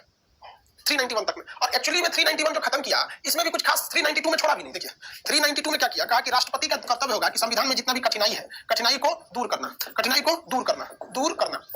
तो अभी ध्यान से समझिए, कुछ लोग कह रहे जम्मू कश्मीर का कैसे खत्म हो गया था। भाग संख्या 21, ये आर्टिकल आपका शुरू होता है 369 से और ये जाता है 392 तक, 392 तक जाता है, ये जाता है ना। अब इसमें क्या था कि 370 था, 370 में एक कहा गया था कि जम्मू कश्मीर भारत का हिस्सा तब तक ही है जब तक 370 है, तो इसको नहीं छोड़ा गया। बाकी इसके जितने प्रावधान थे उसे खत्म कर दिया गया। अब इसको संवैधानिक चुनौती दिया गया, तो आगे कि देखो भैया संवैधानिक चुनौती कैसे दे सकते हैं, कैसे दे सकते हैं? क्योंकि इसी भाग के लास्ट में कहा गया है कि कठिनाई को दूर करना राष्ट्रपति का कर्तव्य होगा। तो राष्ट्रपति साहब ने 392 का प्रयोग करके ये जितनी भी कठिनाइयां थी इनको दूर कर दिया। यहाँ पर संविधान वाला बना के किया था। तो जम्मू कश्मीर वालों ने कहा कि कैसे दूर कर दिया? तो उन्होंने कहा देख तू जम्मू कश्मीर वाला अपने में लड़ा था, महबूबा मुफ्ती, ये उमर अब्दुल्ला, हमारी सरकार, तो कभी बीजेपी से गठबंधन, कभी अपने में टूट गया।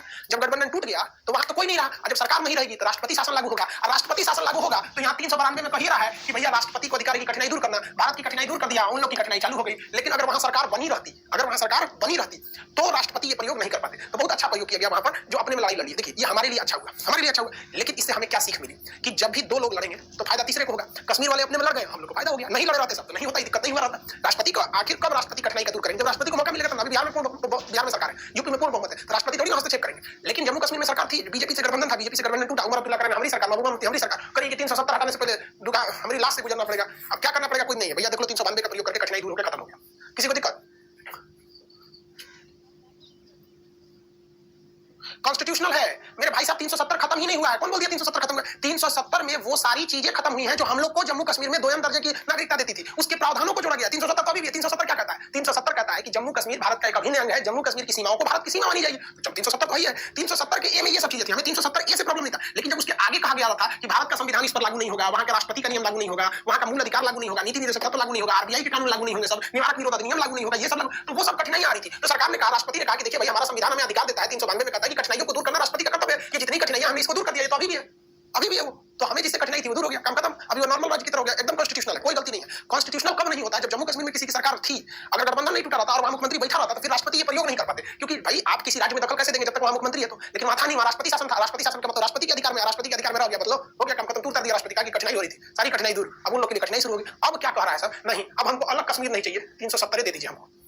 समझ में नहीं आ गया? 370 दे दीजिए हमको, देगा। अब नहीं होगा, 370 वापस थोड़ी आएगा।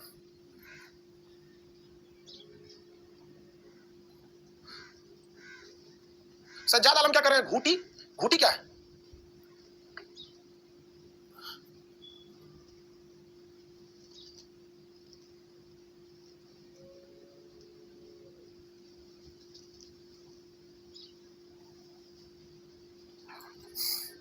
अरे यार WTO ने मैप को गलत बता दिया तो उनके बताने से क्या होता है?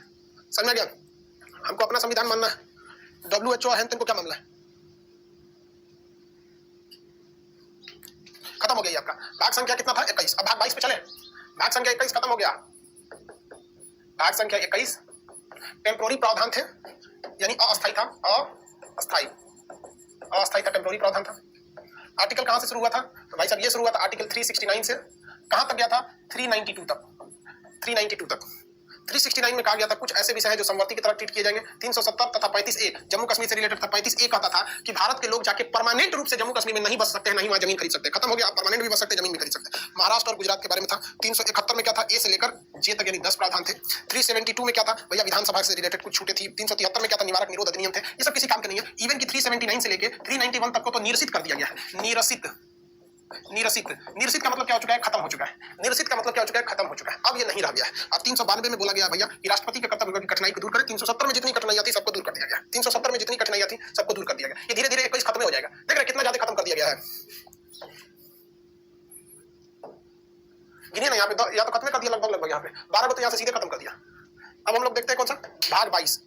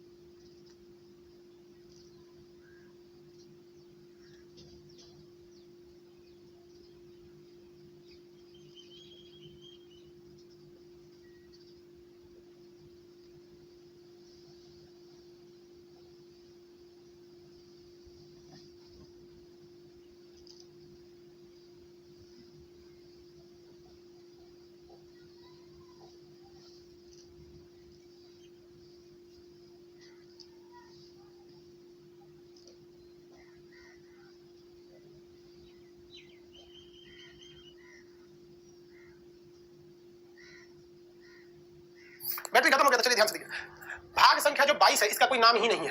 भाग संख्या जो 22 है इसका कोई नाम नहीं है। इसमें इसका नाम जो है वो आर्टिकल के हिसाब से रखा गया, अभी बताएंगे आपको। इसमें 393, 394 और 395 तीन अनुच्छेद है। 393 में क्या कहा है, संक्षिप्त नाम। संक्षिप्त नाम किसका संक्षिप्त नाम, हमारे संविधान का संक्षिप्त नाम क्या रहेगा। जैसे ये एक किताब है, आप बताइए इस किताब का नाम क्या रखेंगे। रजिस्टर किताब या बही खाता, बताइए रजिस्टर किताब या बही खाता, क्या नाम रखना चाहिए इसका। रजिस्टर किताब या बही खाता। ललका किताब, ये होता है लाल का किताब, क्या नाम होगा इसका। रजिस्टर, लेजर, इसमें है क्या भाई साहब।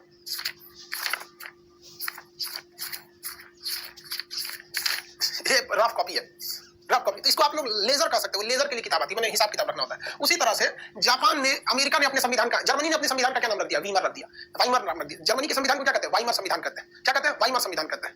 वाइमर संविधान कहा जाता है।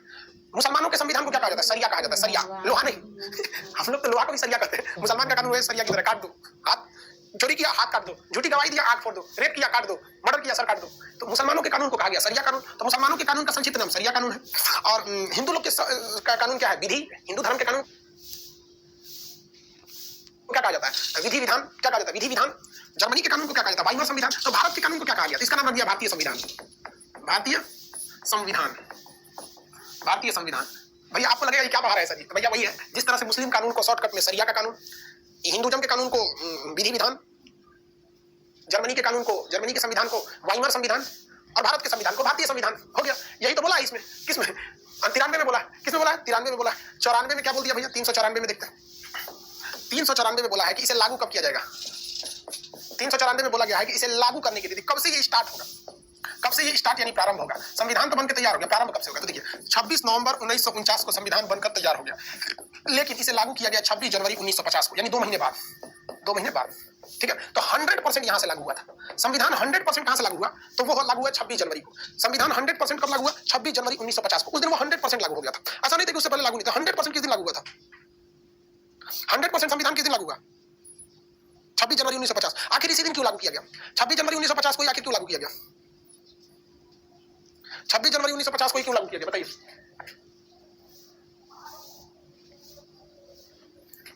100% इस दिन लागू किया गया। हालांकि अगर आप देखेंगे तो कुल 16 ऐसे अनुच्छेद थे जो हमने यहां लागू कर दिया, लेकिन 100% हम लागू किए यहां पर। सुनिए ध्यान से। अब हम आपसे पूछते हैं संविधान दिवस कब मनाया जाएगा, 26 नवंबर को या 26 जनवरी को। संविधान दिवस कब मनाया जाएगा, 26 नवंबर या 26 जनवरी। संविधान दिवस मनाया जाता है 26 नवंबर को। 26 नवंबर को, लेकिन फिर उसे लागू क्यों किया गया 26 जनवरी 2000 को। देखिए ध्यान से, इसका कहानी बहुत पुराना है। 26 नवंबर को संविधान दिवस मनाया जाता है। देखिए इसकी कहानी बहुत पुरानी है। दिसंबर 1929 को पंडित जवाहरलाल नेहरू की अध्यक्षता में कांग्रेस का लाहौर अधिवेशन हुआ। कौन सा लाहौर अधिवेशन हुआ? लाहौर अधिवेशन। इस लाहौर अधिवेशन में जवाहरलाल नेहरू ने कहा कि अब हमें भीख मांगने से आजादी नहीं मिलेगी। अब हम ये नहीं कहेंगे कि हमें डोमिनियन स्टेट दे दीजिए, स्वायत्त राज। अब हम ये नहीं कहेंगे कि हमें स्वराज पार्टी चाहिए। अब हम ये नहीं कहने जाएंगे कि हमें सविनय अवज्ञा आंदोलन चाहिए। नहीं हम ये कहेंगे कि असहयोग आंदोलन। ना हम 1857 की क्रांति करने जाएंगे, ना ही वो बिरसा मुंडा की तरह विद्रोह होगा, और ना ही मोपला विद्रोह होगा, ना ही कहीं ताना भगत आंदोलन होगा। अब होगा तो केवल पूर्ण स्वराज। पूर्ण स्वराज से नीचे कुछ भी नहीं मांगेंगे। हमें क्या चाहिए? पूर्ण स्वराज, पूरी कंप्लीट राज्य चाहिए, पूर्ण स्वराज, उसके नीचे कुछ नहीं। हमें चाहिए पूर्ण स्वराज, पूर्ण स्वराज। और ये पूर्ण स्वराज हम मांगेंगे नहीं, हम लेके रहेंगे पूर्ण स्वराज। और इन्होंने आह्वान किया था दिसंबर 1929 को कि पूरे भारतवासी आगामी 26 जनवरी, तो भाई साहब यहाँ तो दिसंबर हो गया है, तो 26 जनवरी जब लाइएगा तो ये 29 तो रहेगा नहीं, 1930 हो जाएगा, 1930 हो जाएगा। दिसंबर में आप कहिएगा आगामी 26 जनवरी, तो दिसंबर में जनवरी कहिएगा तो हिल जाएगा ना। 26 जनवरी को अपना अपना स्वाधीनता दिवस मनाएगा, स्वाधीनता दिवस मनाएगा। क्या मनाएगा? स्वाधीनता दिवस। मतलब कि अब हम अंग्रेजों के अधीन नहीं है, स्वाधीन है, हम अपने अधीन है, हम अपने अधीन है। और हम आज से ही ये कसम खा लेते हैं कि हम अंग्रेजों के गुलाम नहीं है, हम अंग्रेजों के गुलाम नहीं, हम आज से कसम खा लेते हैं। भले अंग्रेज 2 साल बाद जाए, 10 साल बाद जैसे कभी जाए, लेकिन हम आज से कसम खाते हैं कि हम लोग आज से ही अपने अधीन है, स्वाधीन है। और इसी वक्त उन्होंने कहा था कि जब मध्यरात्रि के टंकार पे पूरी दुनिया सो रही थी, तो भारत के लोग अपनी स्वाधीनता का नींव, उसकी बीज लगा रहे थे। और यह बीज एक पेड़ का रूप लिया 1947 में। तो हम लोगों ने पहला स्वतंत्रता दिवस कब मनाया? 1931 में, 26 जनवरी 1930 को। फिर कब मनाए? 31 को। फिर कब मनाए? 32 को। इसी तरह मनाते मनाते मनाते फिर कब मनाए? 1949 को। 1949 को, 26 जनवरी 1949 को। लेकिन एक समस्या आ गया। 26 जनवरी 1949 को हम लोगों ने कहा कि हम स्वाधीन हैं, अंग्रेजों के अधीन नहीं है, जबकि 1947 में तो हम आजाद ही हो गए थे। फिर भी हम कहे हम स्वाधीन हैं। लेकिन दिक्कत हो गया इसी 49 में वो दिक्कत हुआ कि 9 महीना के बाद, 10 महीना के बाद आ गया 26 नवंबर 1949। संविधान वाला बना दिया सब, 100% संविधान यहाँ लागू बन गया, संविधान बनकर तैयार हो गया, संविधान बनकर तैयार हो गया। अब लोगों ने कहा कि रे भैया यही साल हम मनाए थे स्वाधीन कि हम अपने अधीन हैं, और यही साल तू 26 जनवरी को कह रहा है कि हम अब संविधान के अधीन है। अब तो कोई व्यक्ति अपने अधीन नहीं है हमारे देश में। अब जो व्यक्ति है वो संविधान के अधीन है, अब जो कोई भी है वो तो संविधान के अधीन है। तो लोगों ने कहा कि रे भाई साहब ये बताओ, नेहरू जी, चाहे भीमराव अम्बेडकर, राजेंद्र प्रसाद, ये बताइए आप लोग, हम स्वाधीन है या संविधान के अधीन है? कहा कि देखो भाई साहब, जब अंग्रेज था सब तब हम स्वाधीन थे, लेकिन कानून तो हमने ही बनाया है इसको। अब हम लोग क्या है? अब हम लोग संविधान के अधीन है। किसके अधीन है? संविधान के अधीन है। अब आप बताइए ज्यादा वैल्यू किसको देना है? संविधान को। तो लोगों ने कहा कि भाई साहब 26 जनवरी को यदि हम लोगों ने संविधान को लागू कर दिया, 26 नवंबर को यदि लागू कर दिया, तो फिर तो इसका कोई महत्व ही नहीं होगा। और इसे हम लोग पिछले 20 सालों से मनाते आ रहे हैं। अब ये कोई भूलेगा ही नहीं, 26 जनवरी कोई भूलेगा नहीं। तब दिमाग दिया गया कि भाई साहब 2 महीना का टाइम है, 26 नवंबर है ना, 1 महीना रुकिए 26 दिसंबर हो जाएगा, अब फिर 1 महीना रुकिए 26 जनवरी हो जाएगा। 1950 जब इतना दिन रुक गए हैं तो 2 महीना और रुकिए, हाई हे डेटवा हेकरा पे चढ़ा दीजिएगा, हाई हे डेटवा हेकरा पे चढ़ा दीजिएगा, तो बस नामवा बदल दिया जाएगा कि 26 जनवरी। अब 1949 तक हम लोगों ने कहा था कि स्वाधीनता दिवस, लेकिन 26 जनवरी 1950 को हम लोगों ने इस पे संविधान ठोक दिया और कह दिया कि ये हमारा गणतंत्र दिवस।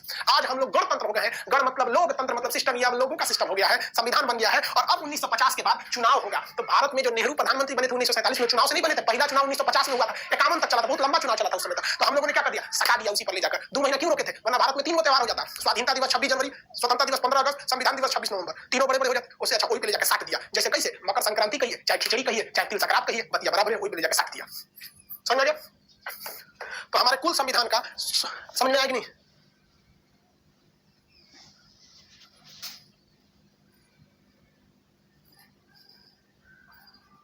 चलो भाई देखो, संविधान के कुल अनुच्छेद के कितने अनुच्छेदों को हम लोगों ने जोड़ा था उस दिन? 16 अनुच्छेदों को जोड़ा था, जिसमें नागरिकता वगैरह का प्रावधान था। इसको जोड़ दिया गया। क्या किया गया? जोड़ दिया गया। आगे समझे? किसी को तो कोई दिक्कत नहीं है। अब अगला अनुच्छेद आता है, देखिए 394 का क, 394 का क, जो हमारा ओरिजिनल संविधान था, संविधान जो हम लोग बनाए थे, कॉन्स्टिट्यूशन, संविधान, ओरिजिनल संविधान जो था वो किसमें, किस भाषा में था? इंग्लिश भाषा में था। ओरिजिनल संविधान किस भाषा में था? इंग्लिश भाषा में था। अब इसको चेंज किया गया किस भाषा में? हिंदी भाषा में। किस भाषा में? हिंदी भाषा में चेंज किया गया। किसके कहने पर चेंज किया गया भाई साहब? किसके कहने पर चेंज किया गया ये भाषा से? 1987 में राष्ट्रपति साहब के कहने पर चेंज किया गया। राष्ट्रपति साहब से अनुमति लिया गया और कहा गया कि हमारा संविधान को हिंदी में रूपांतरित किया जाएगा, हिंदी में रूपांतरित किया जाएगा। तो हमारा ओरिजिनल संविधान किस भाषा में था? अंग्रेजी भाषा में था। और 1987 में पहली बार राष्ट्रपति से अनुमति लेकर इसका हिंदी रूपांतरित किया गया, हिंदी रूपांतरित किया गया था। तो सोचिए, जब देश गुलाम था तो भीमराव अम्बेडकर, राजेंद्र प्रसाद जैसे महान महान व्यक्ति जो थे वो अंग्रेजी में संविधान लिखे थे। आजकल के लोग को हिंदी संविधान पता नहीं है तो अंग्रेजी पता करेगा, हिंदी पता नहीं तो अंग्रेजी पता करेगा। अब आते हैं संविधान के किस भाग पर? 394, 395, 395 कहता क्या है कि संविधान लागू होते ही 26 जनवरी 1950, संविधान लागू होते ही, जैसे जैसे संविधान लागू हुआ, इसके पहले जितने भी चीज बनाए गए थे, चाहे भारत शासन अधिनियम 1935 हो, चाहे 1919 हो, चाहे 1909 का कानून हो, चाहे 1858 का कानून हो, 1831 का हो, कोई भी कानून है, सारा कानून समाप्त कर दिया जाएगा, सारा कानून समाप्त कर दिया जाएगा। तो लास्ट अनुच्छेद में क्या कहा है कि इस संविधान के लागू होते ही शेष सारे कानूनों को समाप्त कर दिया जाएगा। जैसे ये संविधान लागू होगा, निरसन यानी समाप्त, निरसन यानी समाप्त हो जाएगा।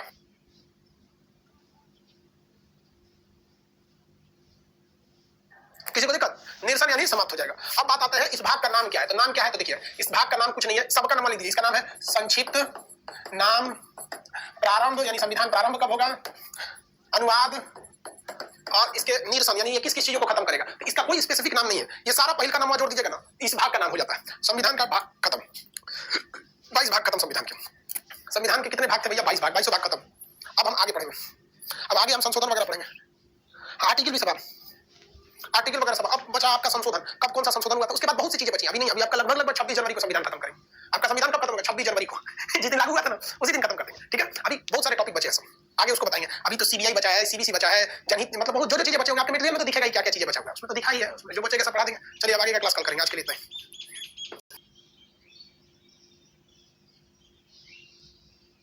कोर्ट मार्शल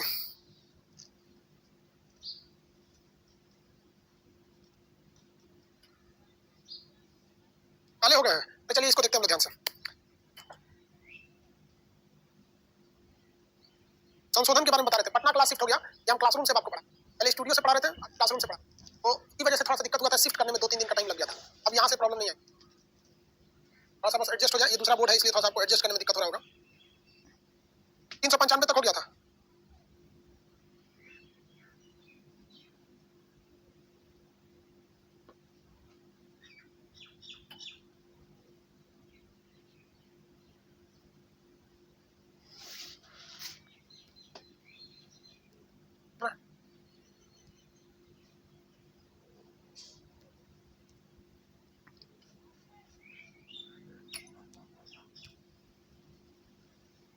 ठीक ठीक ठीक, चलिए नहीं है, मैप नहीं चल रहा था,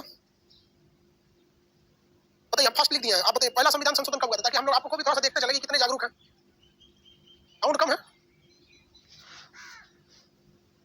कि वो तीनों प्रकार के जो संशोधन होते हैं उसमें से 2 ही पढ़ना है आपको।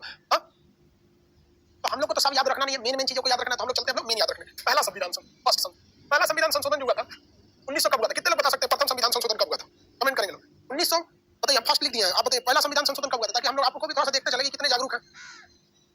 काउंट कम है, ठीक, हाँ 1951, वेरी गुड, 1951। तो हम लोग जो थे 1951 में पहला संविधान संशोधन कर दिया। याद कैसे रखिएगा कि याद रखने का तरीका समझिए, थोड़ा सा व्हाइट ऐसे ना वो चमक रहा होगा, उसको ये स्पॉट कर दो, तो ये जो मेरे सामने, तो ध्यान से रखना, उसमें मार्किंग लगा देना। ये फिर भी चमक रहा है, क्या मतलब वो चमक रहा है? अभी चमक ही रहा है, वो हमको पता चल रहा है, तो जला दो, उधर दूर वाला से चमक। चलिए 1950 में हमारा संविधान बनकर तैयार हो गया, और जैसे संविधान बनकर तैयार हुआ तुरंत वो क्या हो गया, उसमें एक संशोधन कर दिया गया, यानी जस्ट 1 साल बाद 1951 में संशोधन, ठीक है। चलिए ध्यान से देखिए, पहला संविधान संशोधन किससे रिलेटेड था? कोई आइडिया आप लोग को? कोई बात नहीं, आइडिया नहीं। पहला संविधान संशोधन ये किया गया था कि हमारे यहाँ जमींदारी को खत्म करने, जमींदार पहले बहुत बड़े बड़े होते, इन जमींदारों को खत्म करने के लिए, जमींदारी उनको लगाने के काम में खत्म किया गया। और इस पर हम अपने संविधान में 9वीं अनुसूची में सुधार किया। ये भूमि सुधार का मतलब क्या है? जमींदारी खत्म की, भी जमींदार नहीं रहे, जमींदारी को क्या कर दिया गया? समाप्त कर दिया गया, जमींदारी को समाप्त कर दिया गया था। किसी को दिक्कत? और नहीं जा रहा था क्या? और जा रहा है? अरे भाई थोड़ा सा आवाज जा रहा होगा, जोर से बोलेंगे आ जाएगा। पहला संविधान संशोधन 1951 में, और यह संविधान संशोधन जो था, sound is not clear, mic change कीजिएगा। ये जमींदारी खत्म किया गया, और ये जमींदारी व्यवस्था को खत्म करके अनुसूची 9 में डाला गया था। इसमें डाला गया अनुसूची। हमारे संविधान में टोटल शेड्यूल कितने हैं? कितने शेड्यूल हैं? अनुसूची की संख्या बताइए फटाफट। हमारे संविधान में अनुसूची की संख्या कितनी? 1 से लेकर 12 तक। इन अनुसूचियों की एक विशेषता है कि इसमें सुप्रीम कोर्ट हस्तक्षेप नहीं करती है। वेरी गुड, 13 नहीं बोले 12, हाँ वेरी गुड। इसमें सुप्रीम कोर्ट हस्तक्षेप नहीं करती है। यूपीएससी जो नाम लेती है, यूपीएससी 2018 में था, सुप्रीम कोर्ट कहाँ हस्तक्षेप नहीं कर सकता। तो कुछ बातें थी अधिकार में तो हस्तक्षेप करी, तो वही तो उसका रक्षक है। तो इसका मेन जो था वो आर्टिकल और रखा गया। अब जमींदारी खत्म कर दी गई, इसमें सुप्रीम कोर्ट को इसमें स्पष्ट कहा गया कि आप इसमें हस्तक्षेप नहीं, क्यों नहीं कीजिएगा जरा देखिए। सुप्रीम कोर्ट को हम मूल अधिकार का रक्षक कहते हैं। अब हम मान के चलिए ये बिहार राज्य है, क्या स्टेट है। अब यहाँ पे पता चला 10 जमींदार के पास टोटल जमीन 10 जमींदार मिलकर अपने में पूरा जमीन रखा है। अब अगर इसमें कोर्ट हस्तक्षेप करेगा तो अधिकार का रक्षक होता है, तो लगेगा उसके मूल अधिकार की क्या करने, रक्षा करने लगे, अधिकार की क्या करने लगेगा, रक्षा करने लगे। इस वजह से कर दिया गया। आपका नाम कर रहेगा ना, को हस्तक्षेप नहीं। ये बहुत बेहतरीन है, परेशान है सब, पहले चेक कर लीजिए। ऐसे भी जब तक आज क्लास स्टार्ट है कैसे मेरे बारे में आपको बता। पहला जो संशोधन हुआ था, संविधान का जो पहला संशोधन 51 में बता दिए थे, इसके तहत हम भूमि सुधार लाए थे और जमींदारी व्यवस्था खत्म कर दी। किए थे जमींदारी व्यवस्था को खत्म कर दी। ये 9वीं अनुसूची में रखा गया, इसमें सुप्रीम कोर्ट किसी तरह का हस्तक्षेप नहीं कर सकती। बड़े बड़े जमींदारों की जमीन को खत्म, किसानों की वो जमीन दे। हमारा चेहरा थोड़ा सा काला आ रहा है, एक्चुअली आगे लाइट लगी हुई है, बट वो लाइट जलाने पर इस पे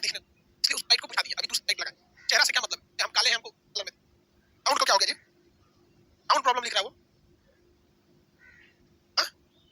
साउंड तो जा ही रहा है यार, ये साउंड ये सबको क्यों दिक्कत हो गया भैया? हिस्ट्री में कोई प्रॉब्लम नहीं था, इसमें कहां से दिक्कत आ गया? एक सेकंड बाबू, हम खुद साउंड सुन लेते हैं। अब हम आज आपको पहले पूरा कंफर्म समस्या दूर करेंगे तभी होगा, अदरवाइज में हम आगे नहीं बढ़ेंगे। आज बेचारा सब बोल रहा होगा सर हम लोग को साउंड ढूंढ कर बढ़ा देते, हम हमको तुरंत इन्फॉर्म किया। बाबू देखिए, पहला संशोधन कल पढ़ा दिए थे, अब दूसरा तीसरा संशोधन जो अमेंडमेंट था ध्यान में, वो उतना इंपॉर्टेंट नहीं। अब इसके बाद आते हैं हम लोग 7वां संविधान संशोधन 1956 में हुआ था। 7वां संविधान संशोधन 1956 में, इसमें आप ध्यान से देखिएगा कि जो भाषाई आधार पर राज्य बनाए गए थे, भाषाई राज्य को मान्यता दिया गया।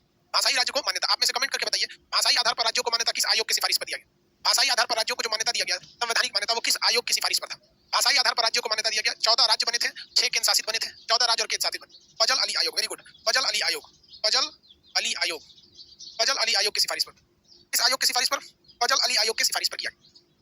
फजल अली आयोग की जो सिफारिश थी, इसके आधार पर हमने भाषाई आधार पर राज्यों के दो क्वेश्चन पूछेगा। फजल अली आयोग की सिफारिश को संवैधानिक मान्यता देने के लिए 7वां संविधान संशोधन 1956, या भाषाई आधार पर राज्यों को मान्यता देने के लिए 7वां संविधान संशोधन 1956। और ये चीज हम फजल अली आयोग में बता दिए थे, 14 राज्य और 6 केंद्र शासित प्रदेश बने। यहाँ तक में किसी कोई दिक्कत नहीं है।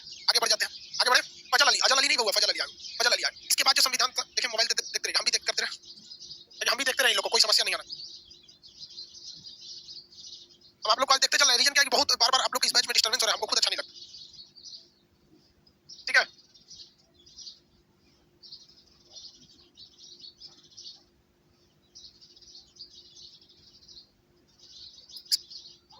Alright, okay. देखिए, इसके बाद अब आते हैं हम लोग 8वां संविधान संशोधन। कौन सा संशोधन? 8वां संविधान संशोधन। ये 8वां संविधान संशोधन 1960 में हुआ। 8वां संविधान संशोधन 1960 में हुआ। 8वां संविधान संशोधन 1960 में हुआ, देखते चलेंगे। ये 1960 में जो 8वां संविधान संशोधन था, ये क्या कहता है? देखिए, जब संविधान बना था ना, तो संविधान के जब निर्माण हुआ था, तो संविधान निर्माण होकर लागू कब हुआ? आप बताइए। 1950 में। तो कहा गया एससी और एसटी, एससी और एसटी, एससी एसटी को हमें क्या देना है भैया? कुछ आरक्षण देने। लोकसभा में एससी और एसटी के लिए कुछ सीटें रिजर्व रखनी है। लोकसभा में एससी और एसटी की सीटें रखनी है, ताकि वह लोकसभा में जाके और एससी और एसटी के बारे में अपनी बात को रख सके और उनका विकास अच्छे से हो सके। तो इन्होंने कहा कि भैया देखो, हमारे संविधान में कहा गया था 10 सालों के लिए आरक्षण दिया जाए। तो 10 साल का आरक्षण कितना होता है? 1950 में संविधान लागू हुआ, अब 10 साल आरक्षण दे दीजिए तो 60 में हो जाएगा, 1960 में हो जाएगा। समझ में आ गया कि नहीं आ गया? किसी को दिक्कत? समझ जाएगा तो 60 में हो जाएगा। आगे देखिए, 1960 में संविधान का क्या हुआ था? निर्माण हुआ। लोकसभा में एससी एसटी को आरक्षण दिया गया। 1950 से 60 के बीच में 10 साल तक आरक्षण दिया गया। लेकिन 1960 में 8वां संविधान संशोधन कहा गया कि 10 साल और आरक्षण देना है, 10 साल और आरक्षण देना है। आरक्षण को कितना साल बढ़ा दिया गया? तो 70 हो गया। अब हर 10-10 साल पर इस आरक्षण को बढ़ा दिया जाता, हर 10-10 साल पर इस आरक्षण को क्या कर दिया जाता है? बढ़ा दिया जाता। अब ये अभी क्या है, 2020 में आरक्षण खत्म हो रहा था, मोदी जी ने संशोधन करके फिर आरक्षण को बढ़ा दिया। कहां तक लेके चले गए? 2030 तक। आरक्षण को कहां लेके चले गए? 2030 तक। फुल स्क्रीन में प्रॉब्लम हो रहा है, फुल स्क्रीन में सही में प्रॉब्लम हो रहा है जी, फुल स्क्रीन स्लो हो रहा है, जबकि ये वाला फास्ट हो रहा है। इस फुल स्क्रीन वाली समस्या को डेवलपर को बताइए। फुल स्क्रीन में कुछ लड़कों को प्रॉब्लम, एक तो सुबह में भी था, आज सारा समस्या दूर कर लीजिएगा लड़कों, कोई समस्या बाकी ना रहे। ठीक है, बताइए। अभी लोकसभा में एससी एसटी के लिए आरक्षण कितने साल तक है? अभी लोकसभा में एससी एसटी के लिए आरक्षण 2030 तक है। और आपको पूरा पॉलिटी पढ़ा दिया, पता चल गया कि आरक्षण की व्यवस्था कभी खत्म, फिलहाल तो खत्म होती नहीं रही है। क्यों नहीं दिख रही है भैया खत्म होते? रीजन क्या है भैया? खत्म होते नहीं दिखने का सबसे बड़ा रीजन है भैया, ये हमारे यहाँ वोट बैंक, बहुत दिक्कत हो जाएगा। आरक्षण वगैरह सब पढ़ा दिया, आपको ऐसा कुछ नहीं बचा जो आपको पढ़ाने लायक रहे, आप खुद समझदार है। आगे देखते हैं हम लोग, ये संशोधन हर 10-10 साल पे बढ़ा के देंगे। 2030 तक ये आरक्षण को कहां तक लेके गए? आगे बढ़ जाए। फुल साउंड में प्रॉब्लम है, हम उस फुल साउंड के फुल स्क्रीन में प्रॉब्लम है, उसको हम ठीक करेंगे, वो क्लास के बाद ही ठीक हो सकता है। इसके बाद आता है 18वां संविधान संशोधन 1966, इसमें शाह आयोग की सिफारिश को लागू कर। कौन सा आयोग? शाह आयोग की सिफारिश को लागू कर, शाह आयोग, शाह आयोग की सिफारिश को क्या कर दिया गया? लागू कर दिया गया। आप में से कितने लोग बता सकते हैं शाह आयोग का सिफारिश किस लिए था? पंजाब का पुनर्गठन, पंजाब का पुनर्गठन, पंजाब का पुनर्गठन। आपको बताते हैं, याद कीजिए कि जिन लोगों की भाषा पंजाबी भाषा थी, ये पंजाबी भाषा के लिए बनाया गया पंजाब, वेरी गुड, बहुत लोगों को याद है, अच्छा बात है, याद रहे भाई। देखिए, हम आपको सीधी बात बता दे रहे हैं, संशोधन में हर वो चीजें आएंगी जो आपको याद हो, और अगर आपको अच्छे से याद रहेगा, आप जवाब देंगे, तो हम आपका एक एक्स्ट्रा क्लास लेंगे एक हफ्ते का, जिसमें हर एक चीज रिवाइज करेंगे। लेकिन अगर आपका जवाब अच्छे से नहीं, जैसे बहुत सारे लड़कों का कहना सर पेप्सू था, हाँ वेरी गुड, हमने पेप्सू के बारे में बताया था, पंजाब था, लेकिन अगर आपका जवाब अच्छा से नहीं आएगा तो फिर हम भी अच्छा से काम नहीं करेंगे। दोनों ओर से अच्छा से होना चाहिए। पंजाबी वालों के लिए क्या बना दिया गया? पंजाब। लोगों की भाषा हिंदी थी, हिंदी वालों के लिए क्या बना दिया गया? हिमाचल प्रदेश।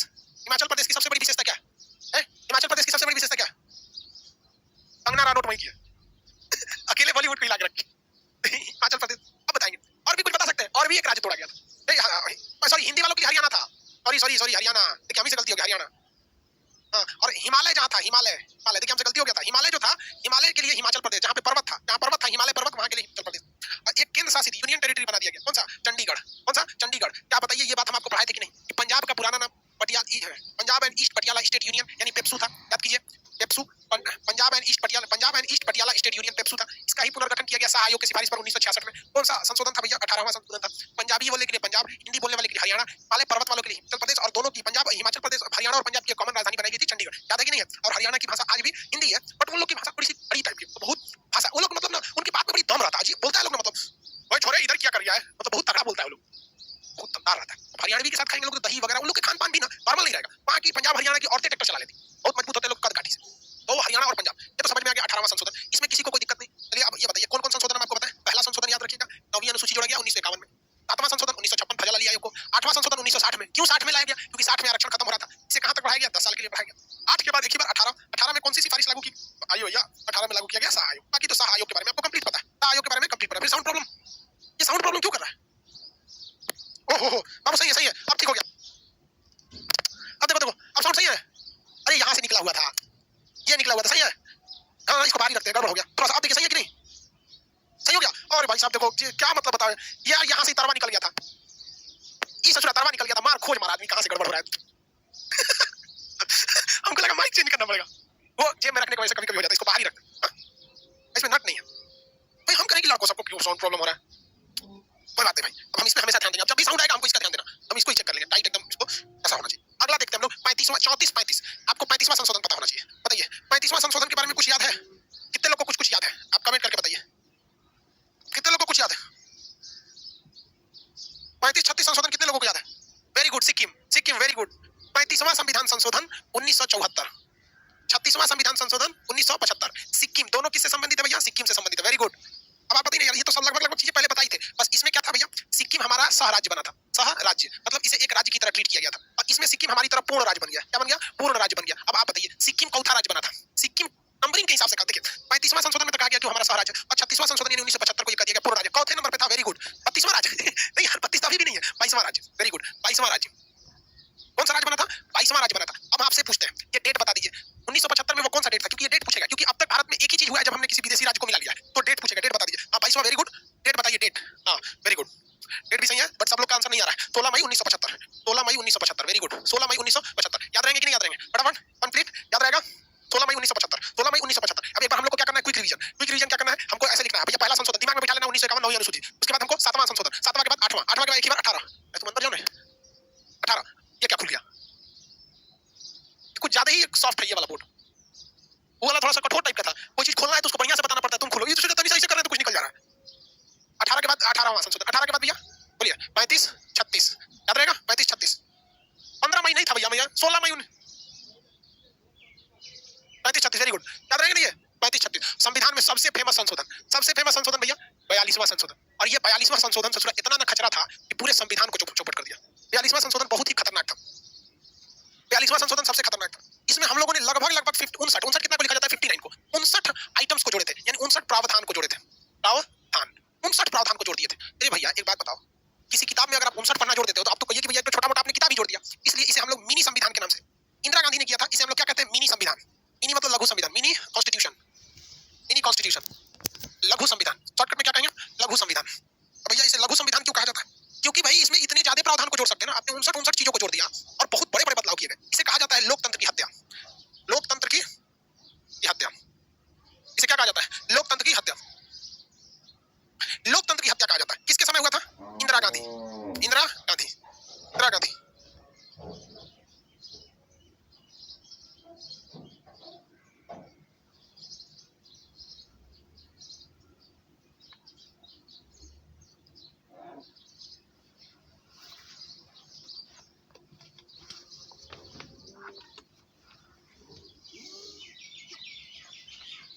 इतना देखिए ध्यान से, लोकतंत्र की हत्या क्या हुआ, लोकतंत्र की हत्या क्यों कहते हैं, क्योंकि इसमें ऐसा ऐसा बवाल बवाल वाला चीज शामिल किया गया था जिसकी कोई हद नहीं, वैसी चीजें को शामिल कर दिया गया जिसमें मतलब वो हमारे देश के लिए बहुत खतरनाक खतरनाक चीजें थी, उसे शामिल किया। तो पहले हम लोग ये समझ जाते हैं कि कुछ ऐसा तो नहीं है कि सारे खराब चीजें होंगे, कुछ अच्छी चीजें भी शामिल की गई,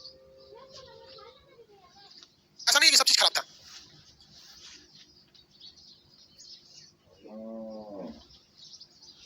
बयालीसवां संविधान संशोधन 1976, कितने लोग बता सकते हैं कब हुआ था? ये तो 76 खुद ही बोल दिया, 75 में ये था 76 में। इसमें कुछ अच्छी चीजें जोड़े गए थे। देखिए पहला अच्छी चीजें क्या थी कि हमारे प्रस्तावना में, किसमें, प्रस्तावना में, प्रस्तावना में संविधान में 3 शब्द जोड़ दिए गए। कितने शब्द जोड़े गए? 3 शब्द। पहला समाजवादी, समाजवादी, समाजवादी, पहला शब्द क्या था, समाजवादी। दूसरा था पंथ निरपेक्ष, पंथ निरपेक्ष। देखिए हम लोग धर्म निरपेक्ष नहीं है, डाउट है ना,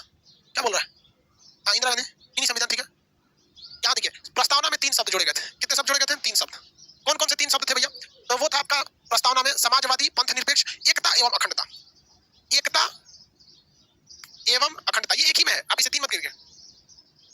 ये रुकने लगा क्या? एकता एवं अखंडता, कई लड़का कहता है सर 4 हो जाएगा, भाई ये एक ही में है, एकता एवं अखंडता। देखिए धर्मनिरपेक्ष और पंथनिरपेक्ष में अंतर है।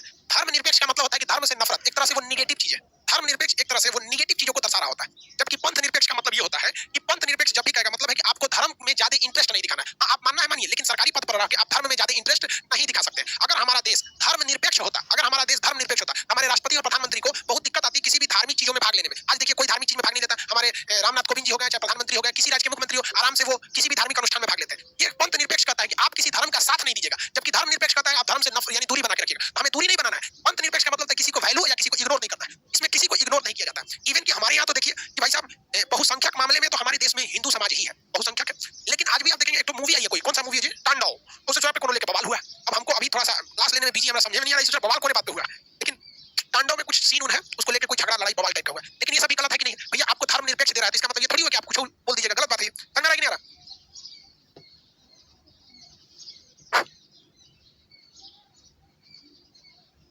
किसी को दिक्कत? तो पहला बात तो भैया प्रस्तावना में क्या जोड़ा गया? समाजवादी। समाजवादी का मतलब है सरकार समाज का ख्याल रखेगी। समाजवादी का मतलब क्या होता है? सरकार समाज का ख्याल रखेगी। पंथनिरपेक्ष का मतलब होता है धर्म से दूरी बना के रखना, एकता अखंडता, हम सब भारतीयों को आपस में एक होकर रहना है। समझ में गया? और अखंडता, हमें कभी अलग नहीं होना है। जैसे एक वक्त था नॉर्थ ईस्ट में बात हो रही थी कि भैया हम भारत के संविधान को नहीं मानेंगे, नक्सल वाले अपना कहते थे, कश्मीर वाले अपना कहते थे, भैया भाई आप अखंडित रहेंगे। तो ये बात थी भैया प्रस्तावना में बात। एक और बात थी इसमें, कुछ बातें गड़बड़ होने लगी थी। क्या क्या गड़बड़? कहा गया था कि पीएम को पावरफुल बना दिया। पीएम को क्या कर दिया गया? पावरफुल बना दिया। और कहा गया पीएम को पावरफुल बना के क्या कहा गया? कहा गया पीएम को पावरफुल बनाकर कि अगर किसी देश, अगर भारत के अंदर क्या लगाना है? आपात। आपात को क्या करना है? लागू करना है। आपात को क्या करना है? लागू करना है। तो वो पीएम के सलाह पर होगा। जबकि आप देखिए आपात लागू करने की व्यवस्था किसके हाथ में? मंत्रिमंडल के आधार में। कहा गया कि लोकसभा, क्या हो रहा है? कोई दिक्कत है? लोकसभा, लोकसभा को अगर भंग करना है, तो आपको भी पता है भैया लोकसभा तभी भंग होगी जब आपके पास बहुमत खत्म हो गया। तो यहाँ कह दिया कि नहीं, पीएम के सलाह पर लोकसभा को भंग किया जा सकता। भाई पीएम को ही हर पावरफुल बना दिया गया। कहा गया कि भैया जो लोकसभा का समय है, किसका है? लोकसभा। लोकसभा का कार्यकाल बताइए कितना होता है? 5 साल। तीनों ने कहा नहीं, 5 साल से बढ़ा के कितना होगा? 6 साल होगा। क्या होगा? 6 साल होगा। और भी एक से गलत गलत काम किए गए। इसमें कहा गया कि राष्ट्रपति जो है हमारे, कौन राष्ट्रपति, वो किसी भी विधेयक को अगर चाहेंगे लौटाना तो वो लौटा नहीं सकते हैं। एक बार भी उन्हें पावर नहीं दिया गया। आप जरा सोच के देखिए, ये पूरे संविधान को, जो हमारे देश में संविधान था, उसमें पावर अलग अलग लोगों को दिया गया था। कुछ पावर लोकसभा के पास था, कुछ पावर राष्ट्रपति के पास था, कुछ पावर प्रधानमंत्री के पास था। तो हम लोग विकेंद्रित थे, जबकि इसमें कोशिश किया गया कि एकात्मक एक ही व्यक्ति में डाल दिया। तो क्वेश्चन पूछा था कि संविधान का वह कौन सा संशोधन था जिसने, संविधान का वह कौन सा ऐसा संशोधन था जिसने संविधान को एकात्मक बना के रख दिया था, यानी एक व्यक्ति के पास पावर दिया था, यूनिफाइड कॉन्स्टिट्यूशन बना दिया था। तो एकात्मक, एकात्मक बना दिया।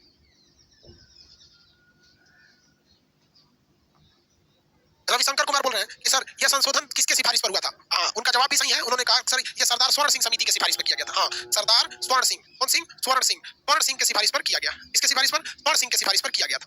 अब आप बताइए ये संशोधन हमारी लोकतंत्र की हत्या है या नहीं है? इसमें कुछ ही बातें अच्छी थी। एक जो था ये प्रस्तावना जोड़ा गया, दूसरा हमारा कर्तव्य जोड़ा गया। क्या जोड़ा गया? कर्तव्य। कर्तव्य के बारे में तो एक चैप्टर ही अलग है। ये दो चीजें बढ़िया थी। बाकी सारा पावर उठा के किसको सौंप दिया? प्रधानमंत्री को सौंप दिया। आपात लागू करेंगे प्रधानमंत्री के हिसाब से, लोकसभा भंग किया जा सकता है प्रधानमंत्री के हिसाब से। लोकसभा का कार्यकाल 5 से 6 साल कर दिया गया। हो गया कि नहीं हो गया? अच्छा गया, ये बहुत गलत संविधान था, ऐसा नहीं होना चाहिए। ऐसा संविधान में सही बात नहीं है इस संविधान। आगे बढ़े और बताइए सर मूल कर्तव्य कौन? स्वर्ण सिंह समिति की सिफारिश पर। अच्छा एक बात बताइए, इसमें एक और चीज पूछते हैं आपसे। इसी में ऐसा व्यवस्था किया गया था कि जो आपातकाल लागू होगा, यानी जो इमरजेंसी की व्यवस्था है, आपातकाल, कहां गया आपातकाल जी? इसमें एक और चीज, आंतरिक अशांति, आंतरिक अशांति, आंतरिक अशांति की बात कर दिया गया। यहाँ पर कहा गया कि आपातकाल लागू हो जाएगा, आंतरिक अशांति क्या? फिर से रुक गया जी, क्यों? आखिर क्यों हो रहा है ऐसा? एक सेकंड बाबू, बफरिंग हो रहा है, देखते हैं क्यों रुका। उसको देखिए, पूछिए उसको, फोन करके पूछिए ऐसा क्यों हो रहा है। कॉल कीजिए उसको, कहिए लड़कों को भाई सॉल्व कीजिए समस्या को आज कैसे भी करके, लास्ट होना चाहिए। बफरिंग क्यों कर रहा है उसको बोलिए कि लड़का।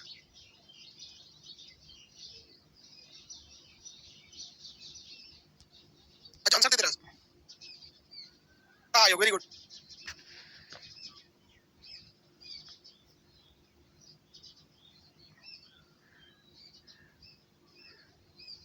क्या हो पाएगा? ठीक हो पाएगा कि नहीं?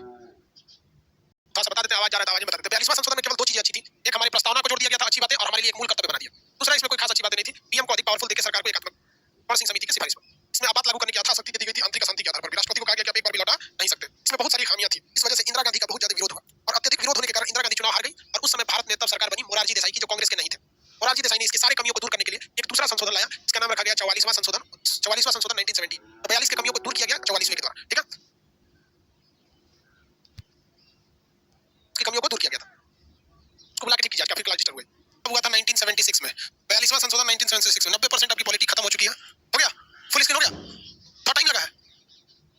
अच्छा, कुछ कुछ मोबाइल में नहीं हो रहा है तो रैम कम होगा, रैम कम होगा, किसी किसी में प्रोसेसर स्लो है, उसका नहीं हो पा रहा है, कोई बात नहीं, एप्लीकेशन की क्वालिटी थोड़ा सा कंजम्पशन घटाना पड़ेगा। इसमें बाबू दो तीन चीजें अच्छी थी और कुछ कुछ बहुत खराब थी। पहला, मूल कर्तव्य जोड़ा गया था, मूल कर्तव्य ये बताए थे, ये अच्छी चीजें थी। मूल कर्तव्य प्रस्तावना में 3 शब्द जोड़े गए थे। कितने शब्द? 3 शब्द। तीनों शब्द के नाम बताएंगे, कौन कौन से 3 शब्द थे? तो भैया वो 3 शब्द थे समाजवादी, यानी हमें समाज का ध्यान रखना है, समाजवादी, समाज का ध्यान रखना है। पंथ निरपेक्ष, पंथ निरपेक्ष, पंथ निरपेक्ष का मतलब क्या भैया? हमें धर्म से दूरी बना के, मतलब धर्म का कोई सपोर्ट नहीं करना है। एकता और अखंडता, एकता अखंडता, एकता एवं अखंडता, एकता एवं अखंडता, कोई दिक्कत? हाँ, समाजवादी, पंथ निरपेक्ष, एकता, अखंडता, सही है। चलिए, आपका कमेंट अच्छा है। ये सारी चीजें तो ठीक थी।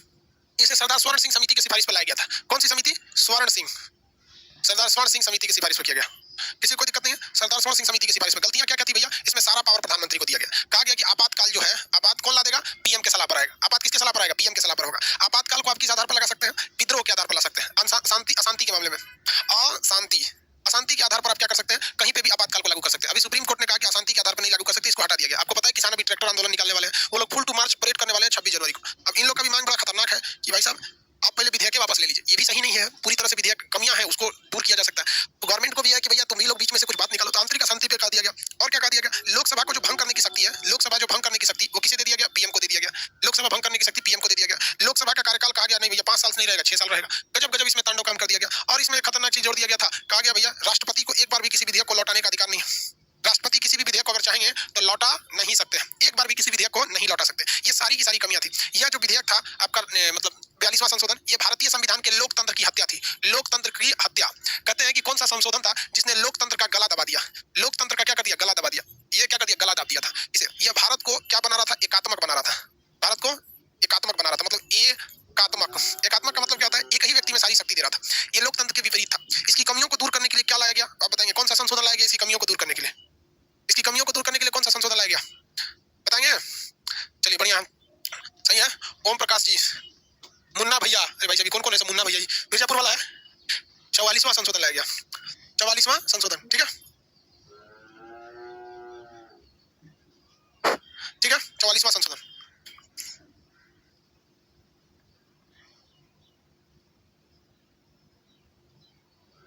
हाँ, अब तुरंत दिखाएगा, ठीक है। 44वां 76 में नहीं था बाबू, आपका आंसर सही है कि 44वां संशोधन, लेकिन वो 76 में नहीं था। जो 44वां संविधान संशोधन था वो 74 में ना होकर 2 साल बाद था, 1978 में। इसे इंदिरा गांधी ने नहीं लाया था, किसने लाया था? मोरारजी देसाई, मोरारजी देसाई। किसी कोई दिक्कत है? इसे लाया गया। इसमें भी बहुत सारी अच्छी चीजें थी। इसमें कहा गया कि भैया आपातकाल जो है, इसमें हर इस कमियों को दूर किया गया। आपातकाल जो है मंत्रिमंडल के हिसाब से आएगा, मंत्रिमंडल के सिफारिश पर आएगा। यहाँ क्या कहा गया था? पीएम काल। यहाँ कहा गया कि अशांति के आधार पर अगर कहीं अशांति है तो आपातकाल ला सकते हैं, यहाँ खत्म कर दिया गया। यहाँ कहा गया था अशांति के। यहाँ कहा गया कि लोकसभा भंग करने की जो शक्ति है, लोकसभा को क्या करने की शक्ति है? लोकसभा भंग करने की शक्ति है, वो किसको दे दिया गया? मंत्रिमंडल। किसे? मंत्रिमंडल को। वहां किसे दिया गया था? आप बताइए, वहां किसे दिया? बफरिंग कर रहा है लड़का, कर रहा है बफरिंग। 2 साल वही कल चला था, ठीक, ठीक है। वो क्या लिख के आ रहा है पट्टी, उसको जरा देख लो, इसको फोटो खींच लो, उसको बताना नेट वाले, उसका फोटो खींच के दिखाना ना ओवीएस में प्रॉब्लम क्या है। चलो, लोकसभा भंग करने की शक्ति से दिया गया। दूसरा, इसमें देखिए लोकसभा के कार्यकाल को 6 वर्ष कर दिया गया। तो इसमें कहा गया नहीं, वापस 6 वर्ष से कितना वर्ष किया जाएगा? 5 वर्ष का आ जाएगा। यहाँ राष्ट्रपति को लौटाने शक्ति नहीं थी कि आप एक बार भी पुनर्विचार के लिए लौटा सकते हैं। इसमें क्या शक्ति दिया गया कि भैया राष्ट्रपति साहब जो है, राष्ट्रपति एक बार पुनर्विचार कर सकते हैं। एक बार पुनर्विचार क्या कर सकते हैं? पुनर्विचार, एक बार पुनर्विचार कर सकते हैं राष्ट्रपति। ये क्वेश्चन 10वीं बार एग्जाम में पूछा है कि हमारा कौन सा ऐसा संविधान की संशोधन है जो राष्ट्रपति को इस बात का अधिकार देता है कि वो किसी भी पारित विधेयक को लोकसभा या राज्यसभा से एक बार पुनर्विचार के लिए लौटा सकते हैं। जबकि ओरिजिनल संविधान में ऐसा था कि राष्ट्रपति को अगर पसंद नहीं है ना तो रद्द कर सकते हैं। इस वजह से एक चीज गड़बड़ थी। हाँ? अच्छा, रेड कलर अच्छा नहीं दिख रहा है, कोई बात नहीं, रेड कलर से आप नहीं लिखेंगे, वैसे भी थोड़ा ही सा लिखा है, ठीक है, रेड कलर नहीं लिखेंगे, सही है। चलिए, रेड कलर से नहीं दिख रहा है, इसको कहीं वैसा तो नहीं है, इसको कलर विजन वाला नहीं भाई, कोई बात नहीं, इनको रेड नहीं लिखेंगे, वो कह रहा रेड पेन डॉट नहीं लिखेंगे। देखिए भैया, हमारा संविधान जो था उस संविधान में ऐसी बना दिया गया कि भैया लोकसभा को कुछ पावर दे दिया गया, राज्यसभा को पावर दे दिया गया, सुप्रीम कोर्ट को पावर दे दिया गया, राष्ट्रपति को भी पावर दे दिया गया कि राष्ट्रपति भी चाहेंगे किसी विधेयक को क्या कर सकते हैं? रद्द कर सकते हैं। तो इसका मिसयूज भी होने लगा। इवन कि राजेंद्र प्रसाद ने भी संविधान सभा में खड़ा होकर कहा था कि संविधान में ऐसा कहीं नहीं है जो ये बताता है कि राष्ट्रपति लोकसभा के द्वारा पारित विधेयक को मानने के लिए बाध्य है। तो हालांकि सही बात है, बाध्य नहीं है। आगे बढ़ते हैं, किसी को दिक्कत नहीं है? आगे बढ़े, कुछ ज्यादा डार्क ग्रीन है, इसको कम कर दीजिए। अच्छा चलिए भैया, इसको कोशिश करते हैं हम लोग। पहले इतना समझिए, धीरे धीरे इसको आप बताएंगे, क्लास के बाद में डिसीजन दीजिएगा। इसमें हर चीज की सुधार करने की कोशिश की है, लेकिन इसमें एक इतना बेहतरीन सुधार था जिसे उस समय कांग्रेस वाले विपक्ष में थे, और विपक्ष में जो रहता है वो उसका काम है जनता को अपने हिसाब से लुभा ले जाना, और ये लोग जनता को अपने हिसाब से लुभा ले गए। इन्होंने क्या कर दिया, संपत्ति के अधिकार को, किसको, संपत्ति के अधिकार को, संपत्ति का जो अधिकार दिया गया था, इस संपत्ति के अधिकार को समाप्त कर दिया। संपत्ति के अधिकार को समाप्त कर दिया। क्या संपत्ति के अधिकार को समाप्त कर दिया गया, या फिर संपत्ति के अधिकार को मूल अधिकार से हटा दिया गया? तो आप कहेंगे कि नहीं सर, संपत्ति का अधिकार तो आज भी हमारा अधिकार है, बट वो एक कानूनी अधिकार है। कानूनी अधिकार से बोलना यही है कि हमसे कोई पब्लिक नहीं छीन सकती, गवर्नमेंट छीन सकती है। समझ में आ गया? 300 के कमेंट डाल दिया, वेरी गुड। 300 के कमेंट डाला, वेरी गुड वेरी गुड।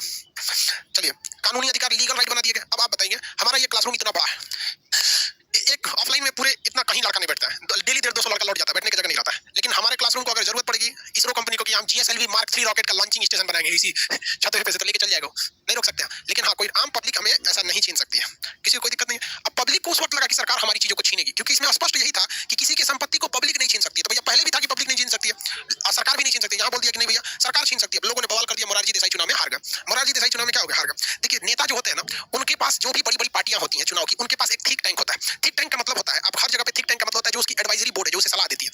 तो वो ये सलाह देती है कि किस पार्टी को किस तरह के लोग पसंद करते हैं और कैसे मुद्दे पर ज्यादा पसंद किए जाते हैं। अमूमन यही देखा जाता है कि जो मतलब समझिए कि जाति धर्म बहुत भारी पड़ जाता है चुनाव में, तो वो लोग उसी हिसाब से क्या कर लेते हैं, अपने हिसाब से मैनेज कर लेते हैं। और ये देखा जाता है किस तरह का भाषण देना चाहिए, कौन सा मुद्दा उठाना चाहिए, तो हम लोग ज्यादा समाज में जा सकते हैं। तो उस वक्त मोरारजी देसाई ये समझाने में असफल हो गए कि भैया हमने संपत्ति के अधिकार को हटा रहे हैं, कोई गड़बड़ बात नहीं है। और आपको भी पता है कि भैया संपत्ति के अधिकार को तो हटना ही चाहिए, क्योंकि सरकार को काफी ज्यादा इससे नुकसान हो रहे थे। सरकार को इसमें नुकसान बहुत ज्यादा हो रहा था। किसी को कोई दिक्कत नहीं है, आगे बढ़े। 44वां संशोधन समझ में आ गया? तो सरकार गिर गई, किसकी, मोरारजी देसाई की सरकार गिर गई। वापस कौन आ गई, इंदिरा गांधी। लोगों को लग गया कि भैया इंदिरा गांधी जो है वो आके संपत्ति के अधिकार को पूरी तरह से दोबारा मूल अधिकार बना देंगे। कुछ नहीं हुआ, वैसे ही सरकार में रह गए। जैसे मोदी जी जो थे वो GST का विरोध कर रहे थे। इवन जब कांग्रेस की सरकार थी तो मनमोहन सिंह के समय GST आ रहा था, वो GST इतना ज्यादा नहीं था जितना ये वाला है। लेकिन फिर भी उस समय कांग्रेस ने GST को क्यों नहीं पारित करा पाई, क्योंकि कांग्रेस का विरोध ज्यादा हो रहा था, और उस समय भी सबसे बड़ी विपक्षी पार्टी थी। लेकिन जब वही बीजेपी आई तो GST लागू कर दिया। तो GST सही या गलत, इस पर हम चर्चा नहीं कर रहे। हम आपको ये बता रहे हैं कि हमारे यहाँ विपक्ष मतलब सही या गलत नहीं होता है। विपक्ष का मतलब हम विपक्ष में है तो सोच रहा कुछ करेगा तो हम तुम्हारा विरोध करेंगे। याद कीजिए कि जब 70 रुपए पेट्रोल हो जाता था तो लोग अपने शरीर में रस्सी बांध के पेट्रोल गाड़ी खींचते थे, कार कि 70 रुपए 75 रुपए पेट्रोल हो गया। आज 200 रुपए भी बिकेगा तो कोई कुछ नहीं बोल सकता। तो ये डिपेंड करता है थिंक टैंक कैसा है, कब किस टाइप का विरोध हो रहा है। तो आप में से बताइए, पढ़े लिखे लोग हैं, क्या संपत्ति के अधिकार को मूल अधिकार में रखना उचित था? नहीं था, क्योंकि सरकार को बहुत सारी दिक्कत आती थी। सड़क बना लो, कोई घर मकान तोड़ने को नहीं देता था। भैया यहाँ से दिल्ली तक सड़क बनेगी तो 1000-2000 मकान टूटेंगे, कोई शौक से तो तोड़ नहीं रहा, कोई शौक से नहीं टूट रहा। हाँ, मुआवजा उचित मिलना चाहिए। तो उस समय मोरारजी देसाई इसको समझाने में असफल हो गए थे। संपत्ति का अधिकार मूल अधिकार नहीं होना चाहिए। यानी आपने 42वां भी देख लिया संशोधन, 44वां भी देख लिया। 42 और 44, 42 की कमियों को दूर करने के लिए कौन सा संशोधन किया गया था, 44वां संशोधन। लेकिन 44वें संशोधन में एक अच्छी चीज थी जिसे लोगों ने गलत मान लिया, कौन सा था भैया, वो था आपका संपत्ति का अधिकार। हालांकि संपत्ति के अधिकार में संशोधन अच्छी बात थी। आगे बढ़ जाए तो बोले जाए। इसके बाद हम आगे बढ़े, किसी को कोई ऐतराज, तो हम आगे बढ़ते हैं। 42वां कंप्लीट कर दिए, 44वां कंप्लीट हो गया। कहेगा कि 42वें संशोधन की कमियों को दूर किया गया, किसके द्वारा, 44वें द्वारा। काला दिख रहा है जी, लाइट जला दो। ये सब लाइट हमसे अच्छा है वही जला दिया करो। इसको हटा दो, ये सब लाइट को काम कैसा नहीं रहने दो, काम कैसा। चलिए आगे देखें, किसी को कोई बात दिक्कत नहीं। 52वां संविधान संशोधन देखते हैं, जो आपको बारे में बखूबी पता होगा। 52वां संविधान संशोधन हम कुछ लिखते रहते हैं। 52वां संविधान संशोधन 1985 में, इस समय प्रधानमंत्री थे राजीव गांधी। राजीव गांधी, राजीव गांधी, कौन सा चीज जोड़ा गया था 52वां संशोधन में?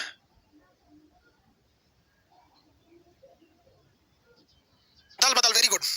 दल बदल को जोड़ दिया गया। किसे जोड़ दिया गया, दल बदल को। ये पिंक कलर ठीक है कि ये भी ठीक नहीं है, दल बदल। दल बदल कौन सी अनुसूची में जोड़ा गया, शेड्यूल अनुसूची नंबर, दल बदल यानी शेड्यूल अनुसूची नंबर कितना में है, 10 से दल बदल 10 से 10, अनुसूची 10 में, दल बदल का कानून अनुसूची 10 में। आप में से कितने लोग बता सकते हैं कि दल बदल का कानून ये किस पर लागू होता है? नहीं कर, ऐसा पिंक कलर भी ठीक नहीं है सर। ठीक है, कोई बात नहीं, पिंक कलर ठीक नहीं है, कोई बात नहीं। I will change this pink colour. दल बदल अनुसूची संख्या 10, ये जीते हुए पर लगता है, हारे हुए पर?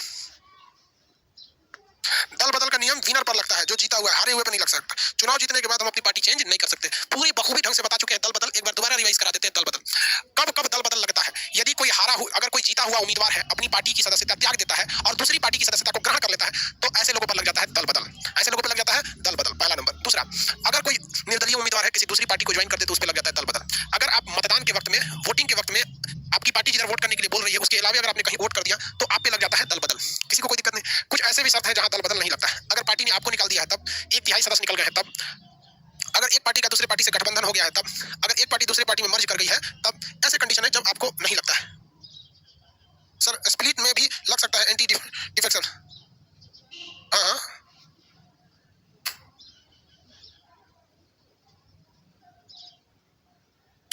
रहा है कि सर काउंटिंग के कुछ दिन पहले ही अपनी पार्टी बदल ले, तब भैया जब चुनाव खत्म हो गया ना तो आप उसी पार्टी के गिने जाते हैं। मान के चलिए कि अगर हमने किसी पार्टी के उस पर चुनाव लड़ा, कोई पार्टी है भारत की, उसके पार्टी पर हमने चुनाव लड़ा और हम चुनाव लड़े और हमको पता है कि भैया 10-15 दिन बाद रिजल्ट आएगा, लेकिन हमको लग गया कि भाई हम जिस पार्टी का टिकट लेके चुनाव लड़े हैं उसकी सरकार नहीं बनेगी, तो हम दूसरी पार्टी की सदस्यता ज्वाइन कर लेंगे, तो भी हमारे ऊपर वो नियम नहीं लगेगा। रीजन क्या है कि हम एक तरह से वो, हम कह लीजिए कि चुनाव खत्म हो गया है, अब आप जिस पार्टी के थे उसी पार्टी के हैं, चुनाव से पहले कर सकते हैं। कितना होशियार है, कर है कि वोटिंग नहीं हुआ है तो वचन कर लीजिए। 1/3 सदस्य या 2/3, भैया 1/3 सदस्य, 1/3 सदस्य निकलना चाहिए। पार्टी मर्ज में क्यों नहीं लगता है? पार्टी मर्ज का मतलब इसलिए होता है कि एक पार्टी दूसरी पार्टी की विचारधाराओं को ध्यान से रखते हुए अब दो अलग अलग पार्टी नहीं रह गई बल्कि एक ही पार्टी हो जाती है, इस वजह से उसमें नहीं लगता है, इस वजह से उसमें नहीं लगता है। गठबंधन में भी तो नहीं लगता है, मर्जर में भी नहीं लगेगा। 52वां संविधान संशोधन आपको पता चल गया। अब आप बताएंगे 61वां संविधान संशोधन, तुम कह लिया गया, कितने लोग बताएंगे 61वां संविधान संशोधन? हम ये बता देते 1989 में हुआ था 61वां संविधान संशोधन। इसमें दो मुख्य बातें थी, एक आप बताइए एक हम बताते हैं। Very good. 21 से घटाकर वोट डालने की आयु कितना कर दिया गया? 18 साल। कितना कर दिया गया? 18 साल। आप 18 साल पे अपने पसंद का प्रधानमंत्री चुन सकते हैं। 18 साल पे आप शादी, लेकिन अभी भारत में सोचा इसी बात का सुप्रीम कोर्ट में दलील दिया जाता है कि जब 18 साल का लड़का या 18 साल की लड़की अपना प्रधानमंत्री चुन सकते हैं तो जीवन साथी क्यों नहीं चुन सकते? तो भैया ऐसे लड़के और ऐसी लड़कियों को हम एक सलाह देते हैं कि 18 साल का लड़का या 18 साल की लड़की जो प्रधानमंत्री को चुनते हैं वो जिंदगी भर के लिए नहीं चुनते हैं, 5 साल बाद उन्हें बदल सकते हैं, लेकिन पति पत्नी बदलने वाली चीज नहीं होते हैं। आधा लॉजिक देता है, समझा? तो वो लड़की हमारा जाके करी थी, लड़का लड़की था, सब शादी ब्याह किया था, कोर्ट में हमको काम से गए थे, तो वही दलील दे रहा था सब, ऐसे कैसे होना चाहिए, हम कहते हैं सच नहीं, तो आप क्लास में हम समझाते हैं। अभी जवान हो लोग, तुम लोग को लगेगा यही शादी ब्याह हो, जिंदगी है, ये है वो है, समझ में नहीं आता है। सर तलाक दे देंगे, देखो तुरंत तलाक दे देंगे, फिर फायदा क्या हुआ? तलाक दे देंगे तो तुमको क्या लगता है तलाक देगा तो दूसरी की आएगी तो अच्छा से रहेगी और चढ़ के रहेगी, तो तुमसे गलती नहीं हो रहा है तो कहेगी तो यही तो कमीना है, यही से तो पहले का छोड़ के चल गई तोरा। जिसकी भी दूसरी शादी होती है बहुत मुश्किल से चल पाती है, वो बात बात पे ताना मारती है और आपको पहले से ज्यादा तकलीफ उठाना पड़ता है और आप बोल नहीं सकते। मान के चलिए किसी की शादी हो गई और उसने डिवोर्स दे दिया पहली पत्नी को, दूसरी पत्नी आएगी उससे ज्यादा खचड़ी करेगी, उससे ज्यादा हरामीपन करेगी, फिर आप नहीं बोल सकते क्योंकि आप बोलेंगे ना तो कहेंगे ये खचरा है। इसको लगता है कि तलाक दे देना आसान हो जाता है, कुल भी आती जल्दी आई लसन। चलिए दूसरी चीज, एक और चीज थी इसमें, आप बताइए। दूसरा एक चीज और था जो निर्वाचन आयोग था, जिसे हम लोग चुनाव आयोग कहते हैं, निर्वाचन आयोग। निर्वाचन आयोग, ये निर्वाचन आयोग पहले कितने सदस्यों वाला था? 1। अभी निर्वाचन आयोग कितने सदस्यों वाला हो गया? 3। समझ गया? कितने सदस्यों वाला हो गया भैया? 3 सदस्यों वाला। निर्वाचन आयोग कितने सदस्यों वाला हो गया? 3 सदस्यों वाला। समझ में आ गया कि नहीं आ गया? आगे बढ़े। 3 सदस्यों वाला हो गया निर्वाचन आयोग। निर्वाचन आयोग कितने सदस्यों वाला हो गया? 3 सदस्यों वाला हो गया। पहले कितने सदस्य थे? 1 सदस्य। सब तीनों के पावर 1 होते हैं। आप क्वेश्चन बताएंगे निर्वाचन आयोग किस अनुच्छेद में है? निर्वाचन आयोग किस अनुच्छेद में है? रोहित यादव का पाकिस्तान का जहाज को मलेशिया में जब्त करे, वो ईएमआई नहीं दे रहा था, कर लगे पैसा नहीं था, उसको कश्मीर चाहिए, सोचा जहाज खरीदने का औकात नहीं, कश्मीर चाहिए, भाड़ा पे जहाज उड़ा रहा है। 324 324। चलिए आगे बताएंगे लोग, आगे बढ़े। सही है 324 सही है। इसके बाद 65वां संविधान संशोधन 1990, 65वां संविधान संशोधन 1990, 89वां संविधान संशोधन 2003, 123वां संविधान संशोधन, 123वां संविधान संशोधन। आगे बढ़े। 123वां तो आपको याद होगा हाल ही फिलहाल में हुआ। ओबीसी को क्या दिया गया? आयोग बनाया गया था, ओबीसी आयोग। इसमें आप बताएंगे 65वां में क्या चीज है? 65वां में 89वां में क्या क्या चीज है? आप बताएं, पढ़ा दिए हम। हाँ ओबीसी आयोग है। नीति आयोग कौन बोलता है बेवकूफ कहीं का? अरे यार 2018 में नीति आयोग है, ये बताइए, हम नहीं बताएंगे, आपको पढ़ा दिए। 65वां में क्या है? एससी आयोग, शेड्यूल कास्ट। 89वां में क्या है? 89 में क्या है? शेड्यूल ट्रिबल कास्ट, एसटी आयोग। 123 में क्या है? ओबीसी आयोग। अब आप कहेंगे कि सर यहाँ तो ठीक ठाक आ रहे थे, 52 के बाद 61 समझ में आ रहा था, 61 के बाद 65 भी समझ में आ रहा था, मतलब जो जो इंपॉर्टेंट है वहां बता रहे थे। यहाँ एक बार लंबा छलांग मार दिए, 65 के बाद एक बार 89 भाग गए, 89 के बाद एक बार हिल गए, 123 हिल गए। तो ये इसलिए हिल गए क्योंकि ये जाति धर्म से रिलेटेड था। ये तीनों में आयोग की चर्चा थी, तीनों में आयोग की चर्चा थी, इसलिए एक की जगह लिख दिया तो कोई गलती कर दी क्या? एक की जगह लिख के कोई गलती कर दी क्या? हाँ किसी को दिक्कत नहीं, किसी को दिक्कत नहीं ना, एक ही से रिलेटेड था इसलिए एक जगह लिखती है। हालांकि सीक्वेंस में अभी भी अगर आप ध्यान से देखेंगे तो हम 65 पर ही अटके हैं, हम धीरे धीरे ही चल रहे हैं, जो जो इंपॉर्टेंट है। हम अचानक नहीं भाग रहे हैं कि आप कहेंगे 123 में भाग गए, वो एक जगह था इसलिए हम सोचे कि बता देते हैं आपको। समझ गया? अब आपसे अब आगे बढ़ते हैं। किसी को यहाँ तक में कोई दिक्कत नहीं है? हाँ वेरी गुड, कोई दिक्कत नहीं, कोई दिक्कत नहीं। कमीशन से क्या फायदा होता है राम बाबू यादव? भैया कमीशन का पावर ये होता है कि कमीशन के लोग, जो भी आयोग के लोग होते हैं, वो कमिश्नर, डीजीपी, डीआईजी किसी लोगों से सबसे ऊपर होते हैं, इसलिए उनका बात आपको मानना पड़ेगा। जैसे किसी एसटी है, क्या कोई शेड्यूल्ड कास्ट का व्यक्ति है, उसे धार्मिक रूप से प्रताड़ना किया जा रहा है। हालांकि भारत समाज धीरे धीरे डेवलप हो रहा है और हो रहा है ठीक ठाक, लेकिन आज भी कुछ जगहों पर इन लोग के साथ भेदभाव होता है। और अगर ये आयोग में चले गए, मान के चलिए किसी एसटी को उसके जाति के आधार पर उसे बेइज्जती किया गया, वो दरोगा को जाके कहा कि हमारा बेइज्जती हुआ है, दरोगा भगा दिया, भाई हमारा ये काम है। और अगर वो कहाँ चला गया? अपने एसटी आयोग के पास, और आयोग आएगा ना तो तुरंत दरोगा को सस्पेंड कर देगा। अब दरोगा हाईकोर्ट जाए और हाईकोर्ट में अपनी बेगुनाही प्रस्तुत करे कि हम उसको भगाए नहीं थे, वो झूठ बोल रहा है, इतना पावर होता है उन लोग का, बहुत बड़ा पावर होता है आयोग वालों का। किसी को तुरंत क्या कर देते हैं? सस्पेंड हो जाते हैं। शिवम कुमार प्रजापति पूछ रहे सर आप लाइव हैं? एसडीएम मोहन मनोहर, अरे यार हम लाइव है कि नहीं? अरे बेवकूफ कहीं का, कोई चीज लाइव है या नहीं इसको पता करने का सबसे सिंपल तरीका होता है कि आप उसे फॉरवर्ड करके आगे भगाइए, नहीं भागेगा, पीछे भगाइए चल जाएगा, आगे नहीं जाएगा। यार तुम्हें क्या करना है?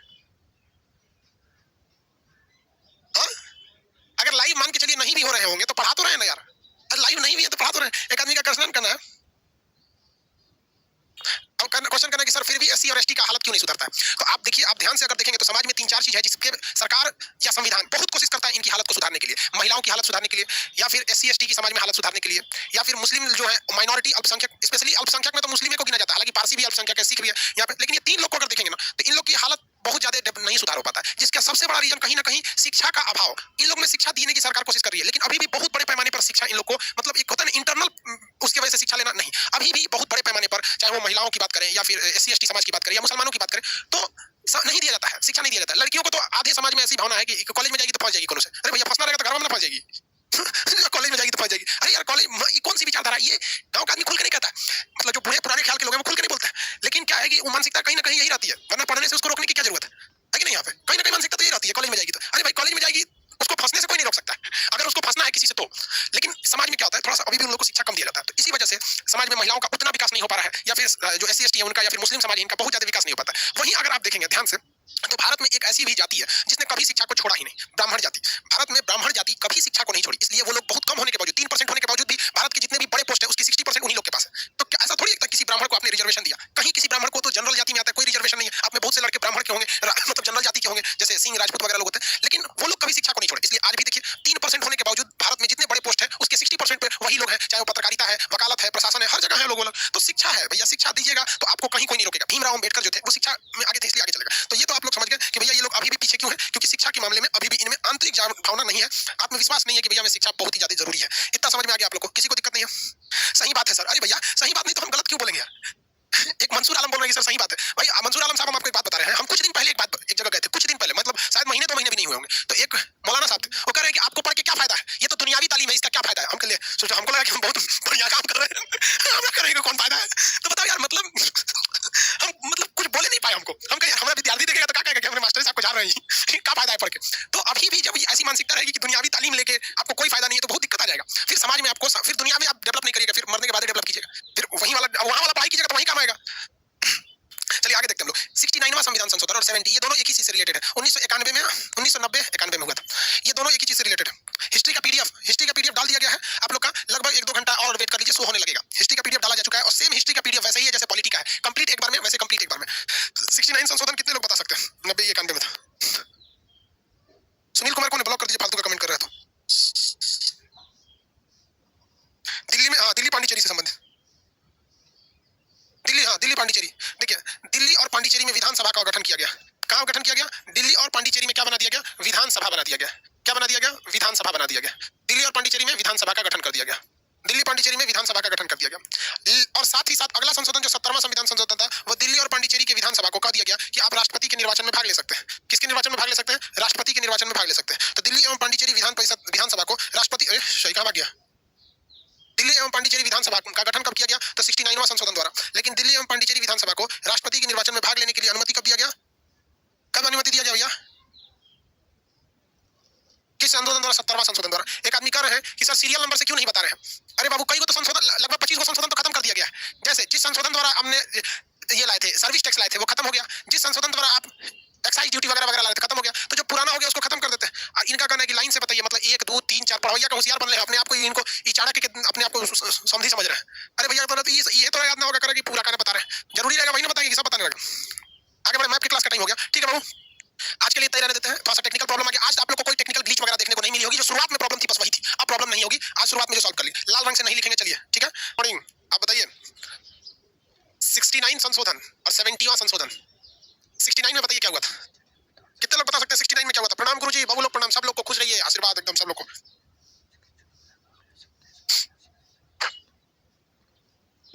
दिल्ली पांडिचेरी में विधानसभा का गठन किया गया था। दिल्ली और पांडिचेरी में क्या बनाया गया था? विधानसभा बनाया गया था। विधानसभा बनाया गया था। और 70वां संशोधन द्वारा दिल्ली और पांडिचेरी जो विधानसभा थी, इस विधानसभा को किसमें भाग लेने को दे दिया गया? राष्ट्रपति जी के निर्वाचन में भाग लेने को दे दिया गया। राष्ट्रपति जी के निर्वाचन में भाग लेने को दे दिया गया। किसी को कोई दिक्कत नहीं है? वीडियो कट रहा है, आशुतोष पांडे जी का वीडियो कट रहा है, ऐसा क्यों? ओबीएस देखिए तो नीचे से, ठीक है। ये इसका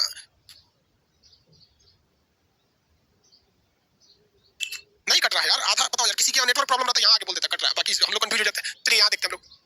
इसके बाद आता है 71वां संविधान संशोधन। अब ये 71वां यहाँ तो कहने के लिए है कि भैया यहाँ पे भाषा से रिलेटेड है। 71वां संविधान संशोधन किससे रिलेटेड है? भाषा से रिलेटेड है। लेकिन हम लोग यहाँ एक ही साथ कई संविधान को याद करेंगे। देखिए कैसे, जाता है 92। 21 में 71 जोड़ते हैं तो क्या बन जाता है 92। 21 में 71 जोड़ेंगे तो क्या बन जाता है 92 बन जाता है। तो ये तीन तो संशोधन केवल भाषा से था, 21वां संशोधन, 71वां संशोधन और 92वां संशोधन। ये किससे रिलेटेड भैया? भाषा से रिलेटेड है। 21वां संशोधन द्वारा हम लोग सिंधी भाषा को जोड़ा गया। 21वां संशोधन द्वारा किसे जोड़ा गया? सिंधी भाषा को जोड़ा गया 1967 में। 1967 में सिंधी भाषा जोड़ा गया 1967 में। ये 1992, ये 2003, 2003 इनमें अलग अलग भाषाएं जोड़ी गई। यहाँ जोड़ दी गई सिंधी भाषा। कौन सी भाषा? सिंधी भाषा। सिंधी भाषा कहाँ बोली जाती है? तो गुजरात के पास बोली जाती है सिंधी भाषा, बट एक्चुअली सिंध का पूरा एरिया विभाजन के बाद पाकिस्तान में चला गया, जिसे सिंध वाले लोग अलग मांग कर रहे हैं। सिंध वाले क्या कर रहे हैं? अलग मांग कर रहे हैं। सर ज्योग्राफी का क्लास मंडे से बाबू, ज्योग्राफी के क्लास को पूरी तरह से मंडे को कर दिया जाएगा। बहुत सारा वेट किया आप लोगों ने, अब नहीं करना पड़ेगा। सिंधी हो गया। उसके बाद बात करते हैं हम भाषा की 71वां संविधान संशोधन की, जो अभी आया है। 71वां संशोधन क्या है? नेपाली, मणिपुरी, कोंकणी। नेपाली, मणिपुरी और कोंकणी। अब बात ये देखिए, नेपाली तो नेपाल में लोग बोलते हैं, कुछ बिहार यूपी से जो सटा हुआ एरिया वो लोग कुछ नेपाली जानते हैं। मणिपुरी मणिपुर में बोली जाती है। कोंकणी भाषा, कोंकण रेलवे कहाँ पर है? तो महाराष्ट्र में है। कोंकण रेलवे कहाँ पर है? महाराष्ट्र में। कोंकण रेलवे महाराष्ट्र में होने की वजह से यहाँ पर कौन सी भाषा बोली जाती है? मराठी यानी महाराष्ट्र में ही कोंकणी भाषा बोली जाती है। इसको शॉर्टकट ट्रिक होता है नेपाली मणि को लाओ, नेपाली मणि को लाओ। दूसरे अच्छा भाई नेपाली मणिपुरी कोंकणी सीधे याद रख लीजिए ना। इसके बाद आते हैं आपको बोडो, डोगरी, मैथिली, संथाली। बोडो भाषा असम के पास है, बोडोलैंड। डोगरी कश्मीर में बोली जाती है। डोगरा शासक थे कश्मीर के शासक राजा हरि सिंह, किस वंश के थे? डोगरा वंश के थे कश्मीर के। डोगरी। मैथिली बिहार की भाषा है। मैथिली बहुत ही मीठी भाषा होती है, मैथिली बिहार में।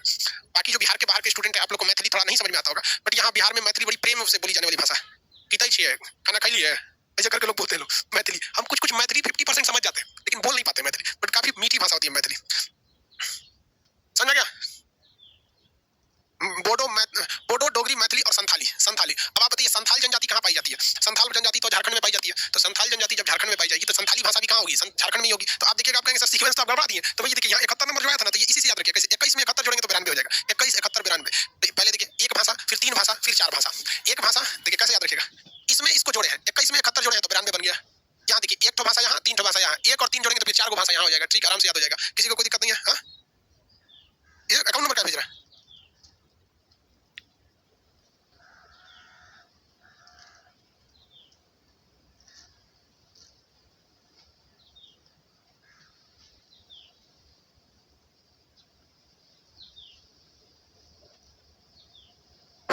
आगे बढ़े,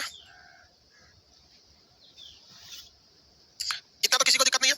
सिंधी उसके बाद कौन सा? नेपाली, मणिपुरी, कोंकणी। सिंधी, नेपाली, मणिपुरी, कोंकणी। बोडो, डोगरी, मैथिली, संथाली। बोडो, डोगरी, मैथिली, संथाली। बोडो, डोगरी, मैथिली, संथाली। आगे बढ़ जाए। बोडो, डोगरी, मैथिली, संथाली। ये सब भाषाएं किसमें जोड़ी गई? 92वां संविधान संशोधन द्वारा। किसके द्वारा जोड़ी गई थी? 92वां संविधान संशोधन द्वारा। तो ये 71वां संविधान संशोधन के पास ही याद रखेंगे ये तीनों। 21वां संशोधन 1967 सिंधी भाषा, 71वां नेपाली, मणिपुरी, कोंकणी, 92वां बोडो, डोगरी, मैथिली और संथाली। चलिए एक बार हम दोबारा रिवाइज करते हैं संशोधन के लिए। पहला संशोधन भूमि सुधार, उसके बाद से कौन था? 7वां संविधान संशोधन। 7वां संविधान संशोधन के बाद 8वां था SC ST के लिए 18वां संविधान संशोधन। कौन था? 18वां संविधान संशोधन। किसी से रिलेटेड था भैया 18वां संविधान संशोधन? कितने लोग बता सकते हैं? 18वां संविधान संशोधन जल्दी जल्दी बताएंगे लोग। उसका 35 था सहयोग, वेरी गुड, सहयोग। 35वां संविधान संशोधन और 36वां संविधान संशोधन। सिक्किम को स्वराज्य, सिक्किम को पूर्ण तरह राज्य मिल गया। किसी को कोई दिक्कत नहीं था? आगे बढ़ जाए। पेप्सू राज, हाँ वेरी गुड, पेप्सू राज। इसके बाद बोलिएगा तो सिक्किम, हाँ ये तो सिक्किम राज्य बन गया। 36 के बाद बताएंगे 42वां संविधान संशोधन, भारतीय पॉलिटी का तो रद्द कर दिया। उसके बाद 44वां संविधान संशोधन, इसको सुधार किया गया। 52वां संविधान संशोधन, 61वां संविधान संशोधन। 52वां के बाद कौन सा था भैया? 61वां संविधान संशोधन। दोनों किससे रिलेटेड भैया? चुनाव से रिलेटेड है। दोनों किससे रिलेटेड है? चुनाव से। किसी को दिक्कत नहीं है? आगे बढ़ जाए। 65वां बताइए। SC आयोग, 89वां ST। 65वां SC, 89वां और 123वां, ये तीनों एक ही में है। SC आयोग, ST आयोग और OBC आयोग। ST आयोग, SC आयोग और OBC आयोग, ये तो आयोग से रिलेटेड थे। अब 61 अब तो सीक्वेंस के हिसाब से हम लोग तो 65वें पे ना है। सीक्वेंस के हिसाब से तो 65 पे है। SC आयोग, ST आयोग और OBC आयोग, SC ST OBC आयोग। सीक्वेंस के हिसाब से हम लोग 65 पे है। 65 के बाद बताइए तो 59वां संविधान संशोधन, दिल्ली पांडिचेरी को राज्य का दर्जा दिया गया। 70वां संविधान संशोधन, दिल्ली पांडिचेरी को राष्ट्रपति के निर्वाचन में भाग लेने दी। 71 वाला में के पास एक बार में याद कैसे रखना है? 21, 71, 92, ये सब किससे रिलेटेड भैया? भाषा से रिलेटेड। किससे रिलेटेड है? भाषा से रिलेटेड है। अब यहीं से याद रखेंगे हम लोग सीक्वेंस में 71वें नंबर पे, सीक्वेंस में 71वें नंबर पे, यही मेन संविधान संशोधन। आगे बढ़े। सर हिस्ट्री क्या करा? सर हिस्ट्री के डेली क्वेश्चन नोट्स दे दीजिएगा प्लीज भाई। जैसे जैसे टेस्ट होगा आप ध्यान से समझिए, जितने लाइव एप्लीकेशन वाले हैं, जैसे जैसे ये क्या आ गया भाई, ऑफलाइन में जैसे बच्चों को पीडीएफ मिलेगा उससे पहले आपको मिलेगा। रीजन क्या है कि आपको पीडीएफ बनते के साथ अपलोड हो जाता है। इन लोगों को जो पीडीएफ दिया जाता है वो बनने के बाद छपने जाता है, फिर दिया जाता है। तो इन लोगों को पीडीएफ फ्री ऑफ कॉस्ट दिया जाता है, इनकी फीस भी ज्यादा रहती है। आपको पीडीएफ खुद छपाना पड़ता है तो आपकी फीस भी ना के बराबर रहती है, 50 रुपये महीना। उतना तो नर्सरी के लड़का का फीस नहीं जितना आपके ऑनलाइन का। हो गया? आगे बढ़ते हैं। इसके बाद देखते हैं 71 नंबर तक तो हम सीक्वेंस में, सीक्वेंस में कहां तक है? 71 नंबर तक सीक्वेंस में। 71 के बाद आएगा आपका 73वां संविधान संशोधन और 74वां संविधान संशोधन। ये 1992 में हुए थे सब, लेकिन लागू हुआ 1993 में, लागू हुआ 93 में। अब आप बताइए इसके द्वारा कौन सी अनुसूची जोड़ा गया? 11वीं अनुसूची जोड़कर क्या बनाया गया? पंचायत। 11वीं अनुसूची जोड़कर पंचायत को बनाया गया और इसके द्वारा 12वीं अनुसूची जोड़ा गया और 12वीं अनुसूची जोड़कर नगर पालिका को बनाया गया, नगर पालिका को। आगे बढ़े भाई। ऑफलाइन की फीस ज्यादा रहती है, उसमें बहुत सारा झमेला रहता है, तो ऑनलाइन पढ़ो ना। ऑनलाइन वाली फीस होती है ऑफलाइन से 10 गुनी सस्ती रहती है। जितना देता है उसका डबल कर लो, 5 गुना महंगा कर लो भाई, इसमें खर्च भी तो रहता है ना। आगे देखिए, यहाँ समझिए, 73वां संविधान संशोधन द्वारा पंचायत को जोड़ा गया, 74वां संविधान संशोधन द्वारा नगर पालिका को जोड़ा गया। किसको जोड़ा गया भैया? नगर पालिका को। किसे जोड़ा गया? नगर पालिका को। इसमें आपको एक क्वेश्चन पूछ देगा कि 73वां संविधान संशोधन लागू कब हुआ था? आप बताएंगे हम डेट नहीं बोलेंगे, हम आपको पंचायत में 20 बार चिल्ला चिल्ला के बोले हैं इसके लागू होने की डेट। अब आपका मन, आप बताइए तो हम लिखेंगे, नहीं बताइएगा तो हम डेटवा नहीं लिखेंगे, यो मिटा देंगे। हम जब पंचायत पढ़ा रहे थे तो चिल्ला चिल्ला के बताए थे कि भैया इसके लागू होने की डेट बताइए। देखो 2 अक्टूबर बोला है, 2 अक्टूबर तो बलवंत उसको लागू किया गया था, बलवंत राय मेहता की समिति को। वेरी गुड, कुछ लड़कों का सही है। 2 अक्टूबर नहीं भैया, 24 अप्रैल 1973, कुछ लड़कों का ही सही है। क्या नाम इनका? अभिषेक, और ऊपर भी 2-4 आदमी का सही है। निधि कुमारी, ये लोग का सही है। 24 अप्रैल 1993। ऐसे करेंगे लोग तो कैसे मन करेगा बताइए, अच्छा लगेगा इसे? 24 अप्रैल 1993, 24 अप्रैल 1993 क्या हुआ भैया? 73वां संविधान संशोधन लागू हुआ था। ये पंचायती राज के लिए किया गया था 24 अप्रैल 1973 को। किसी को दिक्कत? एक लड़का कह रहा है सर हिस्ट्री वाले बैच में आप ऑनलाइन वालों पे ध्यान नहीं दे रहे। अरे भाई कैसे ध्यान नहीं देंगे? अब आप बताओ, हम आपको ऐसा थोड़ी है कि उसमें कुछ और पढ़ा रहे हैं, बस सेम पढ़ा रहे हैं। बस क्लास का थोड़ा सा कैमरा ऊपर, इसलिए गर्दन में दर्द करने लगता है, इसको नीचे करवा देंगे तो हो जाएगा। स्टूडियो का कैमरा नीचे था, इसका थोड़ा सा ऊंचा है। आप लोग को भी सोचिए आपको कितना प्रॉफिट है। अगर हम अभी केवल हम क्या पढ़ा रहे हैं, अभी ऑफलाइन में कोई लड़का नहीं बैठा, तो इसको हम आपको ऑनलाइन की तरफ पढ़ा रहे हैं। लेकिन जब लड़का बैठ जाता है तो सोचिए आपको पटना आने की जरूरत ही नहीं पड़ेगी। सोचिए कि आपको पटना आने की जरूरत नहीं पड़ेगी, एकदम हूबहू वही पढ़ लेंगे जो पटना में बैठ के लड़का पढ़ रहा है। आपकी इच्छा, आप जो कहेंगे।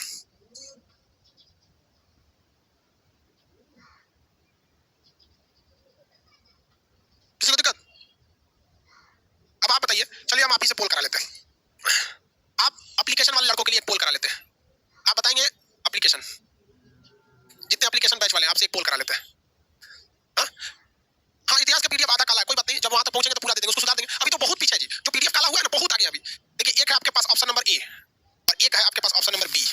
2 ऑप्शन है, आप सेलेक्ट कीजिए। आप किस में पढ़ना चाहते हैं? स्टूडियो के हिसाब से, मतलब studio without student, without student, या दूसरा आप किस में पढ़ना चाहते हैं? Class, class with student. आप बताएंगे ऑप्शन ए या बी?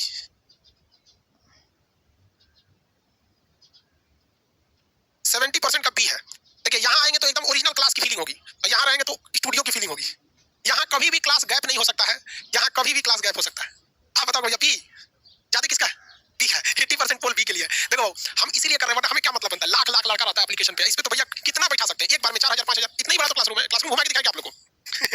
कंफ्यूज जाएगा सर, सब भी हो गया। तो देखो हमारा कहना यही है कि हम आपको बेहतरीन दे सकें। अब इसमें क्या होता है ना कि जब ये क्लासरूम रहता है तो आपको कहीं ना कहीं क्लासरूम वाली फीलिंग हो जाती है, लेकिन होता क्या है कि लड़कों का सर आप ध्यान कैमरा पे ना देके स्टूडेंट पे दे देते हैं। यही इन सब की शिकायत है। कोई बात नहीं, कैमरा थोड़ा सा इसको नीचे का व्यवस्था किया जाए, कैमरा नीचे या फिर पास में हो जाएगा, नहीं दिक्कत होना चाहिए, दिक्कत नहीं होगा। देखिएगा सब दिक्कत होगा, इधर उधर झाँक झाँक के कह रहा कि सर हम लोग को देखा कीजिए। हाँ इसका कहना है कि क्लास को मत देखिए, हम लोग को देखिए। और पता है हम आप लोग को देखते तो कैमरा थोड़ा सा ऊंचा है, तो लड़का कहता है कहाँ पगला गए, उधर कौन सी देख रहे हैं? क्लास दिखाएं, दिखेगा भला घुमा के, घूम जाए, दिक्कत हो जाए कैमरा, थोड़ा सा कैमरा में दिक्कत हो जाए। बहुत बड़ा क्लासरूम है, ओ उधर से उधर कभी दिखा देंगे आपको, ठीक है? चलिए अब आते हैं भाई, डन हो गया ये बी। आप खुद सोचो ना यार, स्टूडियो में पढ़ाने का मतलब आप ऑनलाइन पढ़ रहे हो, क्लासरूम में पढ़ाने का मतलब ना आप पटना नहीं आए हैं फिर भी पटना का चीज देख रहे हैं, तो बेहतर आपके लिए ये है ना। आप कहेंगे तो ये भी हो जाएगा, हमको क्या दिक्कत है, यहीं कोई दीवार चला देंगे, ये ऑनलाइन पढ़ेगा सब काम खत्म।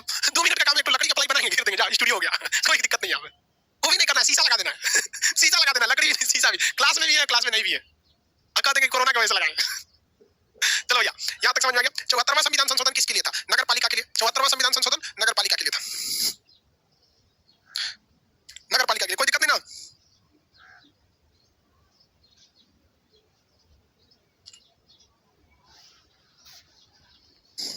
पिटाई देखना है, अच्छा ठीक है, पिटाई देखना है तो बोलिएगा कैमरा के सामने ले आके पिटाई देखो। बड़ी पिटाता है सब ऑफलाइन वाला, लड़की पिटाती है सब एकदम, मतलब जिस तरह लड़का पिटाता है ना उतनी स्पीड पे लड़कियों पिटाती है सब। आधा लड़की भाग जाती है पिटाने के डर से, मार में कोई कमी नहीं करते। मारते समय तो हम भूल जाते हैं कि ये सब जिंदा भी है, सब निर्जीव समझ के मारते हैं, ठंडी गर्मी बराबर। चलो भैया 73 देखिए। इसके बाद आता है 84वां संशोधन, उसके बाद आता है 86वां संशोधन। 84वां 86वां ये सब इंपॉर्टेंट है, इसको आगे बढ़ जाते हैं। 84वां संशोधन कुछ कुछ आपको याद होगा, आप बताइए। 84वां संशोधन कुछ कुछ याद होगा, आप बताइए, 2002 में था। 84वां संशोधन कुछ कुछ याद होगा, 86वां संशोधन कुछ कुछ याद होगा। आप कुछ कुछ हमको बताइए, हम आपको बहुत कुछ बताएंगे, कुछ कुछ छोड़ेंगे तो बहुत कुछ छोड़ देंगे। समझ में आ गया? जल्दी जल्दी। एजुकेशन, तो ये भैया ये एजुकेशन 86वां में था ना, एजुकेशन तो 86वां में था। 21 का क जोड़ के क्या बता दिया गया था? एजुकेशन सिस्टम, शिक्षा के अधिकार को 84वां में बताइए।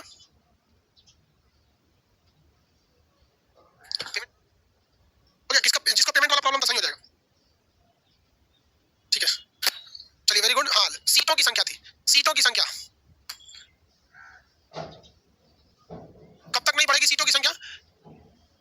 संख्या, सीट की संख्या, और ये सीट की संख्या कब बढ़ाई जाएगी? 2026 में। सीटों की संख्या बढ़ाई जाएगी 2026 में बढ़ाई जाएगी। सीटों की संख्या 2026 में बढ़ाई जाएगी, जबकि 86वां संविधान संशोधन 2002 में आर्टिकल 21 का क जोड़ा गया। आर्टिकल क्या जोड़ा गया? 21 का क जोड़ दिया गया। आर्टिकल 21 के क के तहत हम लोगों ने एजुकेशन को क्या कर दिया? मूल अधिकार बना दिया। एजुकेशन को मूल अधिकार बना दिया गया। कितने लोग ये बता सकते हैं कि इसमें एक और आर्टिकल जोड़ा गया था?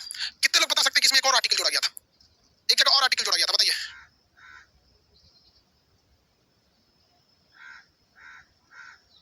Very good. और कुछ बताइए बताइए बताइए। निजता का अधिकार, बेवकूफ, इसमें कहां से जोड़ दिया? निजता का अधिकार 2017 में जोड़ा गया। फंडामेंटल ड्यूटी, मूल कर्तव्य भूल गए कि छोटे बच्चे का यह अधिकार होगा कि स्कूल जाएगा, और उसके गार्जियन का यह ड्यूटी यानी मूल कर्तव्य होगा कि उसे क्या करेंगे? स्कूल लेकर जाएंगे। तो इसके द्वारा दो चीजें जोड़ी गई थी। 51 का क, 48 नहीं बाबू, बहुत से लड़कों का आ रहा है। 51 के क में जोड़ा गया था 11वां मूल कर्तव्य। तो पहले जब संविधान बना था तो मूल कर्तव्य की संख्या 0 थी, लेकिन जब इंदिरा गांधी ने 42वां संविधान संशोधन किया 1976 में तो 10 हो गई। फिर 86वां संशोधन 2002 द्वारा एक और जोड़ के कर्तव्य कितना बना दिया गया? 11 बना दिया गया। टोटल मूल कर्तव्य की संख्या 11 हो गई। किसी को कोई दिक्कत नहीं है? चलिए एक बार दोबारा आप सीक्वेंस याद रखेंगे। एक बार आपको क्या याद रखना है दोबारा सीक्वेंस में? कौन कौन से जरूरी अनुच्छेद थे सब? मेन अनुच्छेद बोलिए। पहला 7वां, 8वां, 18, 35, 36, 42, 44, 52, 61, 61 के बाद 65, 89, 123, 65 के बाद क्या आएगा भैया? इसके बाद कौन सा बताते हैं? बिहार? क्लियर हो गया क्या? नहीं तो ठीक तो। इसके बाद 65 हो गया। 59वां विधान परिषद में जगह दे दिया गया, विधानसभा उसको मान्यता। 71 में बताए थे 21, 71, 92, 21, 71, 92। इसके बाद आया था 73, 74, 84, 86। इसमें किसी को दिक्कत नहीं? 70 में तो उनको दिया गया 84, 86। आगे बढ़ जाए, किसी को दिक्कत? अंकित कुमार हो गया इनका, चलिए। अंकित कुमार, आपका हिस्ट्री नहीं खुल रहा है, खुल जाएगा, वेट कीजिए, 3-4 बजे तक खुल जाएगा हिस्ट्री। इसके बाद देखिए एक बहुत ही इंपॉर्टेंट संशोधन था 86 के बाद 92वां संशोधन। बहुत ही इंपॉर्टेंट संशोधन है 92वां। हालांकि हम आपको ये चीज के बारे में पढ़ा दिए 92वां संविधान संशोधन, लेकिन आपको कंसेप्ट पता है और उसके बारे में भले सीक्वेंस से ना बताओ। अगर आप देखेंगे तो जितना संशोधन हम आपको पढ़ा रहे हैं ये हर एक चीज हम आपको पढ़ा दिए, लेकिन किस संशोधन द्वारा इसे जोड़ा गया ये नहीं बताए थे। ये नहीं बताए थे क्योंकि संशोधन में एक जगह था। लेकिन ये चीज बताइए आप, शिव कुमार प्रजापति पूरा संशोधन लिख दिया, सूरज कुमार चौहान, पवन मौर्य। लैंग्वेज नहीं भैया, हम नहीं बता। अच्छा ये तो 92 बताई दिए जी, 92 तो बताई दिए। 21, 91, 91वां संशोधन, 92 नहीं 91वां। लैंग्वेज गलती से लिख दिया 91वां। देखिए इसमें कहा गया था, याद कीजिए, कि मंत्री परिषद का साइज, मंत्री परिषद का आकार कितना % होना चाहिए, या लोकसभा का कितना % होना चाहिए, याद कीजिए, बताए थे आप सबको, बताए थे। फोटो टोकरी मैथिली संताली अभी तक आप बाकी है जी।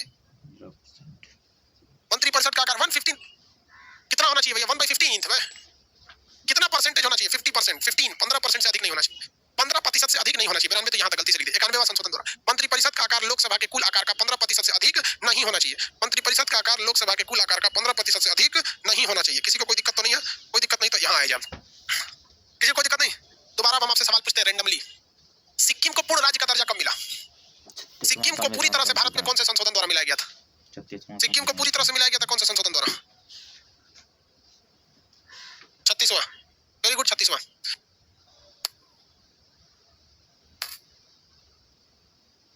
सही है सबका?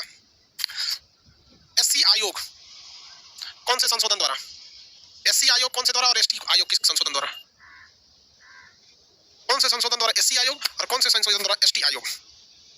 चलिए इसको तो हमने लिख दिया 65, इसको कितना लिख दे? 89वां संशोधन। वेरी गुड, 89वां संशोधन। अब आप बताएंगे 71वां संशोधन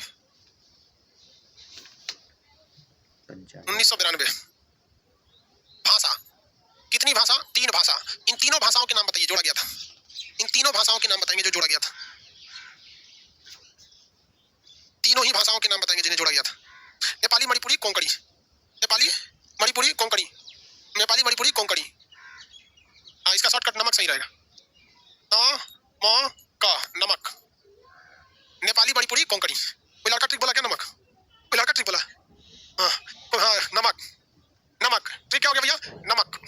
92वां बता दीजिए तब कौन कौन सी भाषा जोड़ी गई? 2003। इसमें भी तो भाषा ही थी, लेकिन ये भाषा 2003 में कौन सी थी भैया? 4 भाषाएं थी। कितनी भाषाएं थी? 4 भाषाएं।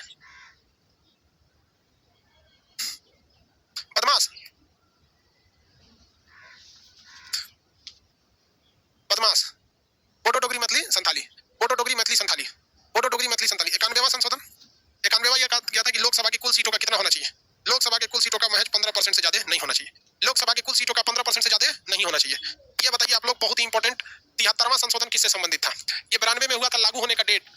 संबंधित है?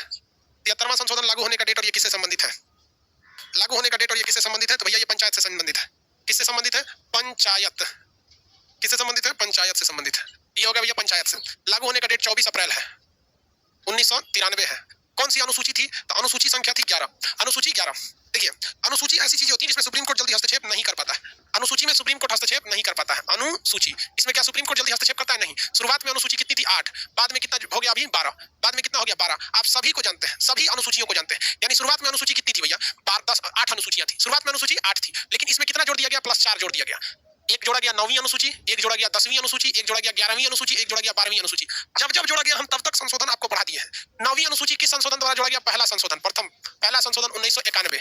10वीं अनुसूची जोड़ा गया कौन सा? 52वां संविधान संशोधन, 52वां संविधान संशोधन। 9वीं अनुसूची कैसे जोड़ा गया? प्रथम संशोधन, फर्स्ट संशोधन।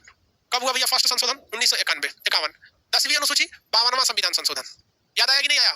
1985। 11वां 73वां संविधान संशोधन 1992। लागू भले हुआ था 93 में। ये 74वां संविधान संशोधन। लागू भले हुए थे 93 में, बना तो था 91 में। क्या बताइए, अभी टोटल अनुसूचियों की संख्या 10 से 8 से बढ़कर कितनी हो गई है? 12 हो गई। 8 से बढ़कर कितनी हो गई है? 12 हो गई है। कितनी हो गई है? 12। आगे बढ़ जाए, टोटल आर्टिकल देखेंगे तो और ज्यादा हो जाएंगे सब, 465। क्यों? क्योंकि क ख ग घ जोड़ जोड़ के। अब आप सोचिए ना, 371 पढ़ाए थे, नाम आपका सिमी आलू गोभी कटहल, उसमें ससुरा 10 वैसे ही जुड़ गया था, क ख ग करके, तो ज्यादा नहीं हो जाएगा? तो बताइए आप, ये जो बाद में जो 4 अनुसूचियां जोड़ी गई, ये कब जोड़ी गई, क्यों जोड़ी गई, ये याद हो जाएगा आप लोग को। भले पहले की 8 अनुसूची आपको नहीं पता है, भले ही आपको पहले की 8 अनुसूचियां नहीं पता है, लेकिन ये तो पता चल गई आप लोगों को, किसी को कोई दो राय नहीं है। अब हम बढ़ते हैं आगे, आगे बढ़ते हैं, देखते हैं पहला अनुसूची में क्या था भैया। पहली अनुसूची दूसरी अनुसूची कोई बता सकता है? पहली अनुसूची में भारत क्या था? राज्यों का संघ। राज्यों का क्या था भैया? संघ था। पहली अनुसूची में भारत राज्यों का संघ था। दूसरी में क्या था? वेतन था। किसको कितना वेतन दिया जाएगा? जब वेतन पा लेगा तब वो शपथ लेता था। जब वेतन पा लेता था तब वो शपथ लेता था। वेतन पा लेता था तब क्या करता था? शपथ लेता था। राज्यों का क्या भैया? संघ है। दो में क्या था? वेतन। अब देख रहे हैं, शपथ लेने से पहले ही उन लोगों ने चर्चा कर दिया था किसका? वेतन का। 4 नंबर में क्या था? राज्यसभा में सीटों की संख्या। राज्यसभा में सीटों की संख्या आपको बताया था, ये जनसंख्या के आधार पर होती है। कितने लोग ये बता सकते हैं कि राज्यसभा में सर्वाधिक सीटें किस राज्य को दी गई है? राज्यसभा में सर्वाधिक सीटें किस राज्य से भरी जाती हैं? राज्यसभा में टोटल 245 है। सर्वाधिक सीटें किस राज्य से भरी जाती हैं? सर्वाधिक सीटें यूपी से। चलिए गुड, कितनी सीटें हैं राज्यसभा की, ये बता दीजिए। राज्यसभा की यूपी में कुल कितनी सीटें हैं? यूपी में राज्यसभा की कुल कितनी सीटें हैं? 80 तो भैया लोकसभा की है। 80 तो लोकसभा का है। 80 नहीं है भैया, 80 लोकसभा का है। 250 31 सीटें। तो देखिए, 4 इस साइड हमने लिख दिया, अब 4 इस साइड लिख देते हैं। यानी यहां से 5वां 6वां 7वां और 8वां, ये हम यहां लिख देते हैं 4 इधर 4 इधर, यानी जो शुरुआत में 8 थे वो 4 ऐसे हो गया। पांचवा में क्या भैया? जब राज्यसभा में सीटें मिल गई तो 5वां में क्या है? SC ST के लिए, SC ST के लिए। और 6वां में क्या है? पूर्वोत्तर राज्य। पूर्वोत्तर राज्य कौन कौन से राज्य थे भैया? असम था, मेघालय था, त्रिपुरा था, मिजोरम था। असम मेघालय त्रिपुरा मिजोरम। असम मेघालय त्रिपुरा मिजोरम में जो प्रशासन किया जाएगा वो भारत के अन्य राज्यों में जो प्रशासन किए जाते हैं उससे थोड़ा हटकर होगा। वहां के रूल रेगुलेशन अलग है। जहां आप मानव का कंकाल लेके घूमेंगे तो जेल हो जाएगा आपको। वहां असम मेघालय त्रिपुरा मिजोरम ऐसा वहां व्यवस्था नहीं है। वहां पे बहुत सारी चीजों को छूट दिया गया। असम मेघालय त्रिपुरा मिजोरम, असम मेघालय त्रिपुरा मिजोरम। 7वां में बता सकते हैं आप लोग, शक्ति का विभाजन था। किसका था? शक्ति का विभाजन। शक्ति का क्या था भैया? विभाजन था। विभाजन। कितनी तरह की शक्तियां थी? संघ सूची यानी सूची नंबर 1, राज्य सूची सूची नंबर 2, संवर्ती सूची सूची नंबर 3। शक्ति का विभाजन। 8वें में क्या था भैया? भाषा था। टोटल कितनी भाषाएं? 22 भाषाएं। टोटल कितनी भाषाएं? 22 भाषाएं। टोटल भाषाएं कितनी थी? 22 भाषाएं। टोटल कितनी भाषाएं? 22 भाषाएं थी। टोटल भाषाओं की संख्या 22 भाषा। बताइए, टोटल जब संविधान बना था तो कितनी अनुसूचियां थी? 8। अभी टोटल अनुसूचियों की संख्या कितनी हो गई है? 12। अभी अनुसूचियों की संख्या 12। फटाफट बताएंगे। अनुसूची, अनुसूची। वेतन की चर्चा किस अनुसूची में? वेतन की चर्चा किस अनुसूची में है? हाँ, जब उस समय भाषा थी तो 14 भाषा ही थी। ये हम आपको भाग 17 में पूरा डिटेल से पढ़ाए भाषा का। हाँ, 2 नंबर में है। कितने लोग बता सकते हैं भाषा की चर्चा किस अनुसूची में? देखिए, याद करने का तरीका समझिए। याद करने का तरीका, जब भी अनुसूची याद कीजिएगा तो इस तरह से याद कीजिएगा। एक ही बार में 12 याद करेंगे तो हो जाएंगे चौपट। टोटल अनुसूची की संख्या कितनी है? 12। शुरुआत में थे 4, 8 अभी हो गए हैं। इन 4 को आप आराम से याद कर लेंगे, जिसमें कोई चर्चा नहीं है। भारत राज्यों का संघ है, वेतन दे दीजिए तो हम लेंगे शपथ और चले जाएंगे राज्यसभा में। देख रहे हैं कितना सिंपल है। भारत राज्यों का संघ है, वेतन दीजिए, शपथ लेके जाएंगे राज्यसभा में। वेतन दीजिए, शपथ लेके जाएंगे राज्यसभा में। तो 1 2 3 4, ये तो कोई दिक्कत ही नहीं है। ये तो कोई दिक्कत नहीं है। वेतन राज्य भारत राज्यों का संघ है, वेतन दे दीजिए, शपथ लेके जाएंगे राज्यसभा में। वेतन दे दीजिए, शपथ लेके जाएंगे राज्यसभा में। वेतन दे दीजिए, शपथ लेके जाएंगे राज्यसभा में। ठीक है, अब ये 4 की बात करेंगे, ये वाला में। तो भैया इसमें आरक्षण SC ST के लिए अलग से व्यवस्था है, फिर पूर्वोत्तर राज्य के लिए अलग से व्यवस्था है। पूर्वोत्तर राज्य में जाएंगे तो शक्ति का विभाजन है। शक्ति का विभाजन है। साथ में 8वें नंबर में क्या है? भाषा है। 8वें नंबर पे क्या है भैया? भाषा है। शक्ति का विभाजन है, भाषा है। यहाँ देखिए क्या देखेंगे भाई, देखिए ये पहला अनुसूची में भारत राज्यों का संघ, दूसरा में वेतन, तीसरा में शपथ, चौथा में राज्यसभा।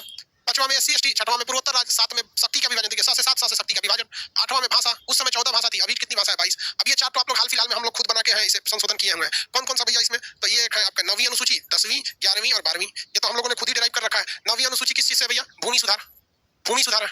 9वीं अनुसूची भूमि सुधार है। 10वीं अनुसूची दल बदल है, दल बदल है। 11वीं अनुसूची पंचायत से है।